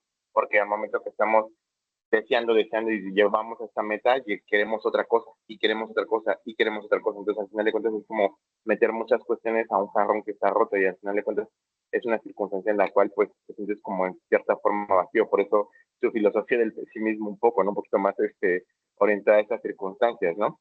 Más que nada con Schopenhauer. Sí, es correcto. Schopenhauer es de los llamados pesimistas. Nietzsche, Schopenhauer, ¿quién más? Son varios. Pero los máximos representantes son Friedrich Nietzsche y Arthur Schopenhauer. Y en efecto, esa es la parte, ¿no? De la voluntad y del deseo que ellos abordan. El deseo como una expresión de esa voluntad o la voluntad como una expresión del deseo, mejor dicho. Entonces, bueno, tenemos también por último estos últimos autores que abordábamos, Nietzsche y Heidegger, Nietzsche nos habla de una tensión vital y Heidegger nos habla de un descubrimiento, del Dasein que se hace cargo de sí mismo y el Dasein que se cuestiona a sí mismo y que entonces se hace responsable de él. Hay un equilibrio estratégico de las fuerzas entre Dionisio y Apolo, y también hay un lienzo que hace acontecer a una verdad, al menos una verdad aparentemente acordada que está ahí, porque una verdad no puede ser verdad si no es compartida. Nietzsche diría acordada, pero bueno, Nietzsche es así. Por eso es fascinante leerlo. Bueno, aquí está. Entonces, chicos, chicas, con esto damos por terminada nuestra presentación. Ah, no es cierto, aquí tengo una última diapositiva, perdón. Hablando de la fertilidad pedagógica de la obra, tendríamos una multiplicidad de la verdad. Y esta parte a mí me encanta, muchachos, y le hemos estado trabajando así como que en un trasfondo. La filosofía estética no decide, y eso es importante recalcarlo. O hablar de filosofía estética no implica decidir si una obra es bella de manera unívoca, es decir, de la obra hacia mí o del observador hacia la obra, sino que implica examinar algunos presupuestos fundamentales, o sea, es que hacen la vez de sostén, de nuestra visión en el mundo. ¿Cómo estamos nosotros siendo en el mundo? En la medida en la que yo descubro cómo soy en el mundo, puedo entender dónde está colocado mi concepto de bello, mi juicio estético. ¿A qué le llamo bonito? ¿De qué me apropio? Miren, yo los invito a que volteen y vean su casa. Los colores, las distribuciones, los objetos. Claramente hay belleza ahí. Esa es su belleza. Si esa es su casa y ustedes hicieron el acomodo, esa es la representación, aunque sea mínima, de un concepto de belleza que ustedes tienen. Y por ahí no me dejará mentir Denise y otros psicólogos que pudieran estar aquí presentes, que el grado de desorden que yo tolero a mi alrededor es una equivalencia del desorden mental que traigo acá adentro. Eso es real, aquí en China. Entonces, volteen a su alrededor y vean cómo están distribuidos colores, espacios, qué tipo de muebles, qué tipo de objetos guardo. Y eso me va a hablar de mi concepto de belleza, de orden, mi capacidad de asombro ante lo sublime, ante lo bello. Entonces, es esta parte que nos habla de cómo estoy yo habitando el mundo. ¿Qué soy en el mundo? ¿Qué soy en mi casa? ¿Qué soy con los amigos? Fíjense bien en esto. ¿Quién es quién dentro de mi círculo de amigos? Y yo les puedo asegurar que casi creo que podemos etiquetar ¿Quién es el presumido? ¿Quién es el que se hace el humilde? ¿Quién es el poderoso? ¿Quién es el mentirosillo? ¿Quién es el fanfarrón? ¿Quién es el malacopa? ¿Quién es?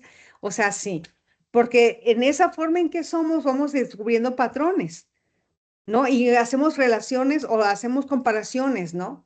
Situaciones análogas entre las personas que nos hace decir, ah, este es de ese tipo de personas, ¿no?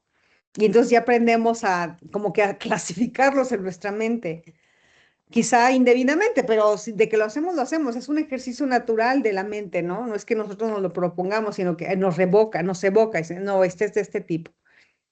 Y ahorita es un caso, por ejemplo, con una persona que yo casi creo que cabe en un patrón patológico muy cañón, pero me falta como que el elemento contundente para decir sí o no, porque sí hay líneas muy delgaditas donde, híjole, se pueden disimular las personalidades y con ellas las patologías o las personalidades, los rasgos extremos de la personalidad. Los sesgos de la personalidad están ahí presentes y es una línea bien delgadita la que nos hace decir si es una patología o es un rasgo de la conducta.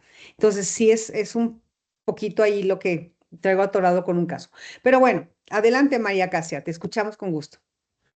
Hace poco, bueno, en la primera clase, usted nos habló que todo lo bello pues era desde la perspectiva de la persona que lo apreciaba, ¿no? Y que era un conjunto de muchas cosas. Ahorita que usted estaba hablando de lo de las casas, de que observáramos nuestras casas y cuestiones así, en lo particular, mi casa está decorada con cosas de la casa de mi abuela, que regularmente representan para mí recuerdos. Una persona puede ver un radio antiguo, pero para mí es el radio con el que oía con mi abuela Porfirio Cadena, ¿no? Hay, por ejemplo, mis máscaras de la lucha libre, que son los momentos de mi infancia junto a mis hermanos cuando mi papá nos llevaba a las luchas,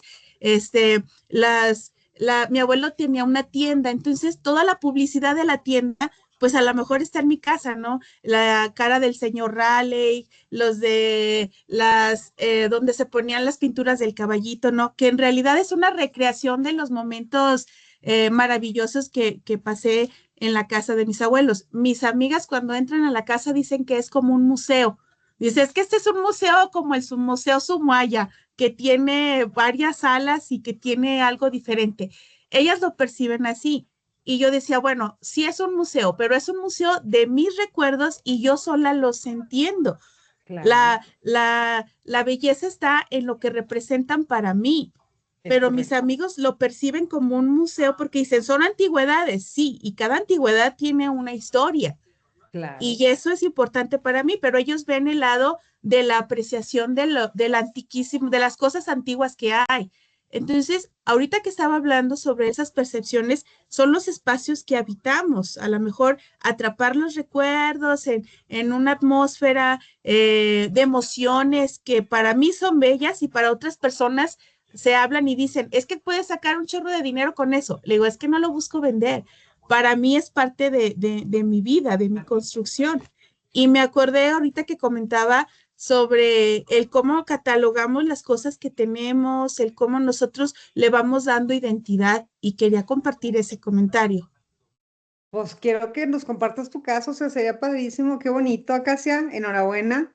Mira, es que cuando hablamos de lo bello, no significa que haya un patrón, sino que es ese experimentar reacomodos, objetos, cómo se ve el objeto junto al otro, cómo la distribución que tú creas, y deja tú la atmósfera que se crea inconscientemente a veces con el orden que le damos a los objetos. Acuérdate cómo nace el barroco. El barroco, hay quienes aman el barroco y hay quienes odian el barroco porque es una saturación, un desorden, ¿no? Un desorden saturado, exacerbado, hasta de mal gusto, medio naco. Pero el barroco es una cosa hermosa. Tú ves, no sé, ¿qué te puedo decir? Pues a mí me gusta mucho, la arquitectura barroca. Incluso en alguna ocasión, en alguna clase de arte, apreciación del arte, y veíamos también la arquitectura barroca, y descubríamos algún desfile de modas muy barroco en el vestuario, y hacíamos esa comparación.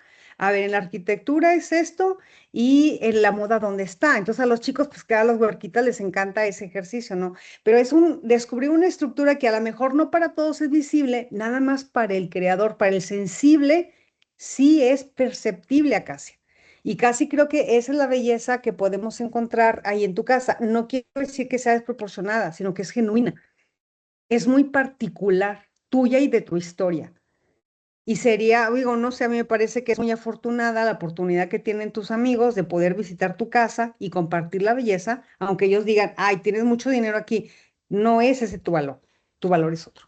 Tu valor es lo bello, los recuerdos que se crean y que te hacen esa atmósfera de felicidad y bienestar, es tu rincón. Por eso la casa es bien importante. Enseñar a los niños el sentido del orden es importante, no como una rigidez, sino como una lucidez, como una armonización de las ideas en el exterior. Yo me era muy respetuosa y muy cuidadosa del orden en las habitaciones de mis hijos, pero cuando se hicieron adolescentes ya no invadí, ya no crucé la puerta porque ya era asunto de ellos. Cuando son niños, ok, pero cuando eres adolescente, claramente lo que buscas es crear el caos donde a ti te dijeron que era orden, porque es una lucha de libertades, ¿no? De intereses ahí en la adolescencia. Entonces ahí no tiene caso entrar en esa dialéctica. Yo creo que ya cada quien hace lo que tienen que hacer. Y el día que mis hijos se mudaron bueno, la niña sí fue muy ordenada, pero mi hijo relativamente.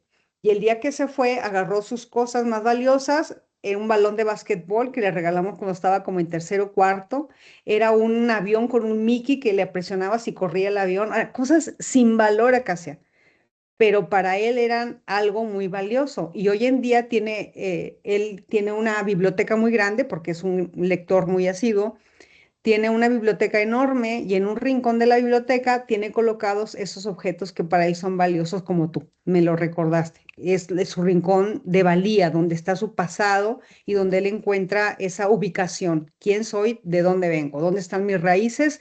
Y cómo es que soy ahorita lo que soy gracias a esa raíz. Entonces, hay mucha profundidad en ese tipo de objetos y la sensación que nos provoca esos objetos. Y si es una sensación agradable, una sensación gozosa, ahí hay algo bello. Y eso es algo muy respetable desde todos los ángulos.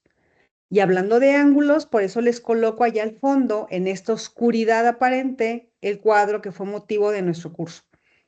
Entonces podemos hablar casi creo de un laboratorio que es un laboratorio de conceptos o un laboratorio conceptual. Este lienzo que está allá a lo lejos, el lienzo de Vermeer, trasciende esa materialidad y se convierte en un punto de encuentro. Y si lo ven desde la perspectiva desde lejos, ahí está el punto iluminado. A mí por eso me gustan los museos. Esa iluminación tenue que pareciera que te saca de la oscuridad y te mete a un mundo. Y pareciera que esa es la intención, ¿no? Ir en la oscuridad, ir en el caos, en el caos, en el caos, y de repente, ¡fum! Ahí está, la iluminación, la perfección, la belleza, la luz que te va a quitar, a quitar de ese mundo de oscuridad, ese velo que nos mencionaba hace ratito Juan Carlos. Entonces, bueno. Es este punto donde se encuentran todas estas grandes tradiciones de Occidente. Estamos hablando de estos filósofos y sus posturas, el idealismo, el subjetivismo, el idealismo mencionamos a Platón, el subjetivismo, hablamos ya de los demás, la fenomenología, que hablamos de Hegel e incluso hasta del mismo Kant, y del existencialismo nietzscheano y hasta heideggeriano. Entonces, todo esto es fascinación. Es ese punto donde podemos encontrar el aterrizaje de todas estas teorías filosóficas. Hablar de estética como una palabra frívola es injusto. Es muy injusto porque la estética es muchas cosas, mucho pensamiento crítico, muchas teorías, mucho información, mucho acervo cultural, capital cultural, como decía hace rato su compañero. Bueno, concluimos diciendo que en cada mirada el cuadro vuelve a nacer, porque cada persona que deposita su visión ahí, más que su visión, su mirada, vuelve a ser como un centro donde renace esa belleza, donde renace la creación del autor. Y ahí, cuando encontramos otra vez ese contacto entre el yo sujeto nuevo ante esa obra, empieza otra vez el análisis filosófico. Nunca termina. el análisis de la cosa bella desde la filosofía no se acaba, siempre está presente. Entonces, a mí me encantaría, y estoy casi segura de que así será, que a partir de este curso, que aún no concluye, podamos nosotros descubrir y redescubrir la belleza que está a nuestro alrededor, la belleza que se percibe desde todo el sensorio, desde todos los órganos de los sentidos y los paraceptivos. Entonces, la belleza se puede hasta experimentar más allá de los sentidos, desde lo más profundo de nuestro corazón. Imagínense a una madre o a un bebé que acaba de ser expulsado del vientre de la madre y luego se reencuentra con la madre, lo pones y siente el latido de su corazón.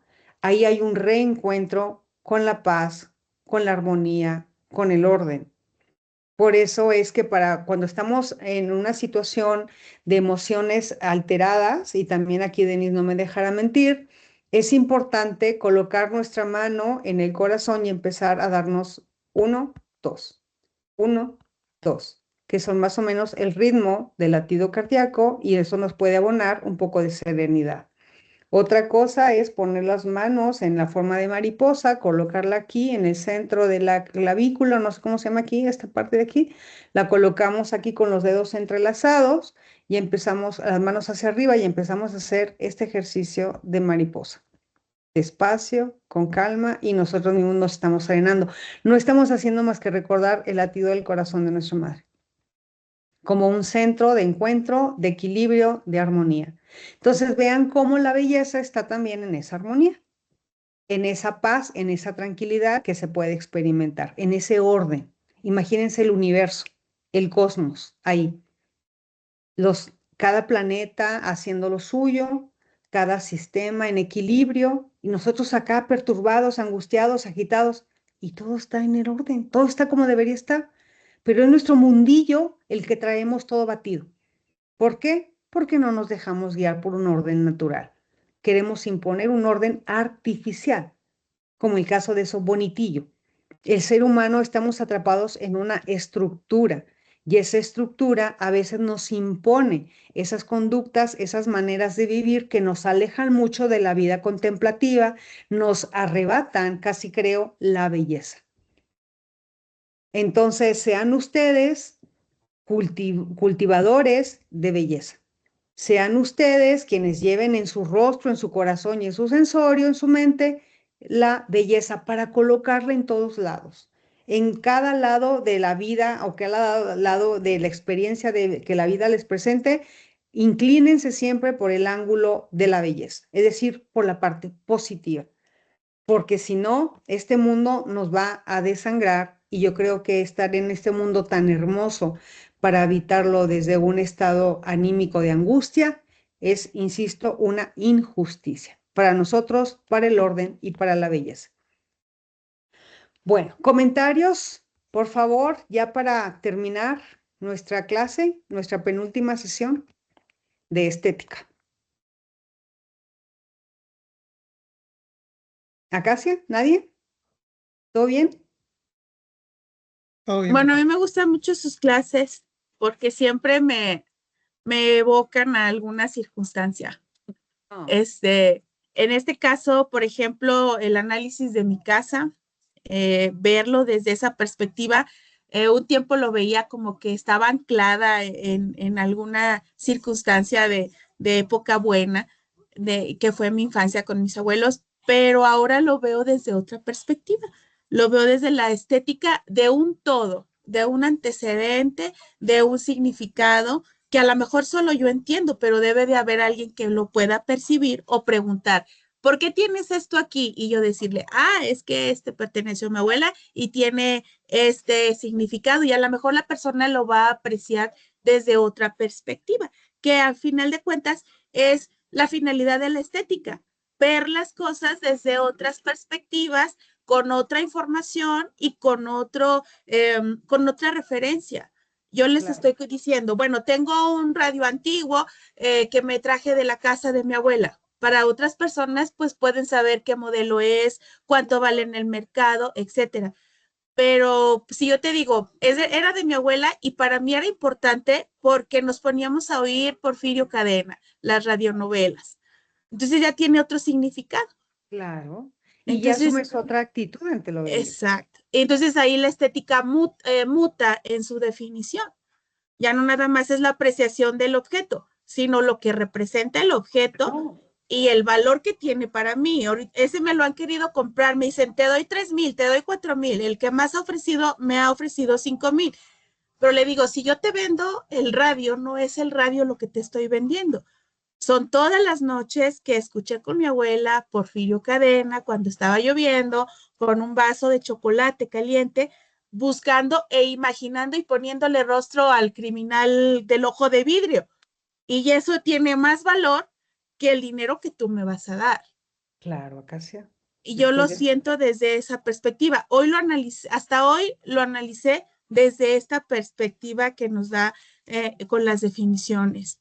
Yo lo veía de otra manera, pero ahora esta definición me gusta más, del concepto estético de lo que está atrás, la Claro, historia de la obra. En este caso, la obra sería el conservar un radio viejo, pero lo que lo hace artístico es lo que representa, el valor que tiene y que ya no hay muchos como esos, ¿no? y te voy a decir, Acacia, te has convertido en una observadora cultivada. No quiero decir que esta clase sea todo, pero esta clase claramente te ha dejado un pincelazo. Es decir, ha nutrido, te ha cultivado un poco. Por eso ahora puedes agregarle un valor extra o bien encontrar un motivo más profundo de belleza que quizá antes no podías o no sabíamos exteriorizar, pero siempre ha estado ahí. Ahora ya sabes qué nombre tiene o cómo referirlo. Heidegger también nos decía muy claro, lo que no se menciona no existe. Y si no lo podemos expresar es porque quizá no existe el mismo concepto. No existe el concepto, pero a partir de que conocemos podemos encontrar los conceptos. Y hoy en día quizá ya tengas uno o dos conceptos nuevos desde donde poder referir esa belleza que tú encuentras en todos esos objetos de los que te rodeas. Y la belleza general que se provoca, esa apelación espiritual de la que hablábamos hace un ratito, ahí está, trascendiendo a cada uno de los objetos porque lo convierte en tu historia, en toda tu historia. Y eso es algo que no tiene valor, nada más, o que tiene mucho valor, pero nada más para ti, porque eres la propietaria del ser, eres el repositorio de esa belleza.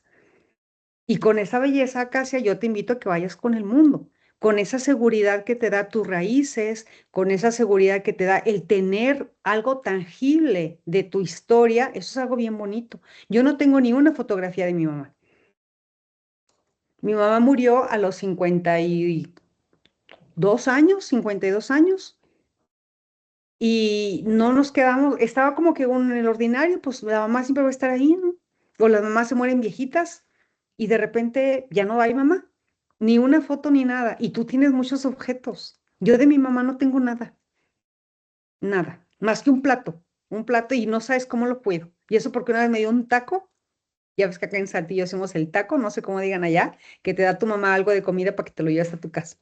Me acuerdo que creo, no sé qué me dio, quizá algún mole con arroz, digo, es lo primero que me viene a la mente, y es lo único que conservo de ella, un plato, y ahí está guardado. De mi suegra, igual, un día me dijo, llévate lo que quieras de la casa. Tomé dos tacitas transparentes de vidrio, y es lo que tengo. Entonces, eso es toda mi riqueza. Y tú tienes muchos objetos que, como tú dices, te evocan tu historia, tus raíces. Eso es algo muy bello, muy hermoso. Habla de un ser muy sensible y me da mucho gusto porque en la sensibilidad podemos sembrar la belleza, definitivamente. Ahí es donde germina la belleza. Enhorabuena, Acacia, me da mucho gusto. Resto del mundo, ¿cómo vamos, Denise? ¿Cómo vamos, Manuel Alberto? ¿Todo bien? ¿Con Sí, qué sí, se todo quedan? bien. Bueno, qué bueno, Manuel. Aquí Denise nos está diciendo que se queda con la reflexión de la belleza en relación de lo sublime, en relación a la energía que representa y lo que emana así como el entendimiento que se genera a través de la observación. Eres muy racional, Denise. Muy bien, enhorabuena. Ahí está, gracias. Bueno, pues chicos, llegamos a nuestra penúltima sesión, nos falta la última clase, hablemos de su tarea final. Va a doler, no se crean. La tarea final es eso, encontrar nuevamente ahora con otra visión, quizá más nutrida, quizá un poco más alimentada, hacer un análisis de eso que es bello. Ahora sí que lo que sea. Miren, yo les puedo dar algo. Yo pensé, bueno, yo les doy la canción, yo les doy el poema, yo les doy la obra arquitectónica, pero al final del día va a ser mi belleza impuesta o forzados a que ahí tienen que descubrir la belleza, como lo hice ya con todo el recorrido con esa obra, ¿no?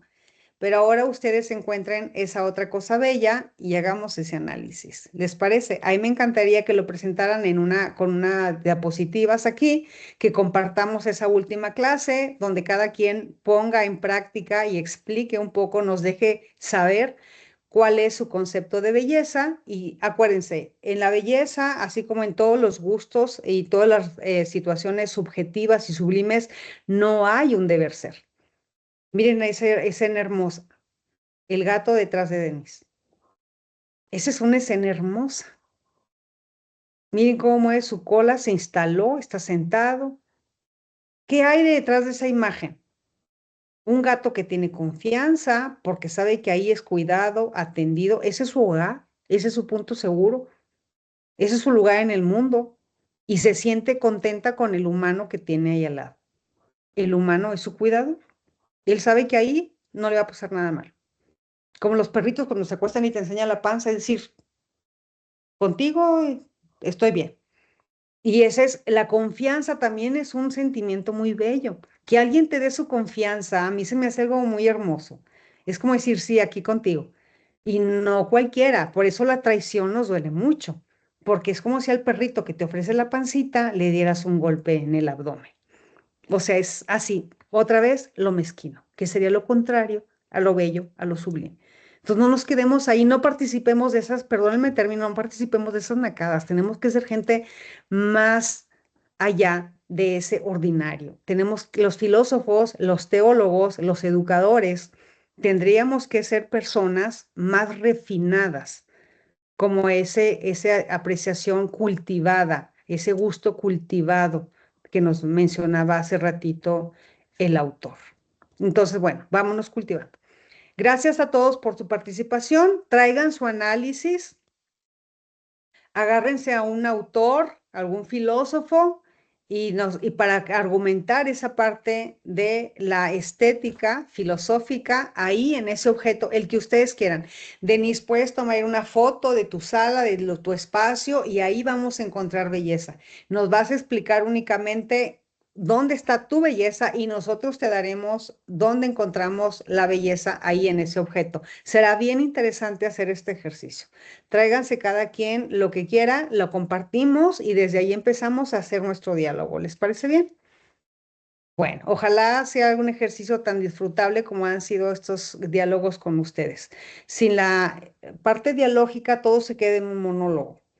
Y eso es, pues mejor lo grabo y ya está. Pero el chiste es esa interacción que siempre enriquece, ¿no? Entonces, estoy muy agradecida, niñas, niños, muy agradecida con su presencia, su permanencia, su atención. Y nos vemos ya en la última sesión donde ustedes van a ser los protagonistas ya y de ahí partiremos hacia, pues ya, la finalización del módulo y la apertura del nuevo. ¿Sale? Fuerte abrazo, cuídense mucho, que tengan feliz noche y nos saludamos la próxima semana, ¿va? Cuídense. Saluditos desde Saltillork. Buenas noches a todos. Buenas noches, Juan Manuel. Buenas noches, buenas noches. Buenas noches. Feliz Gracias. descanso. Bye, bye.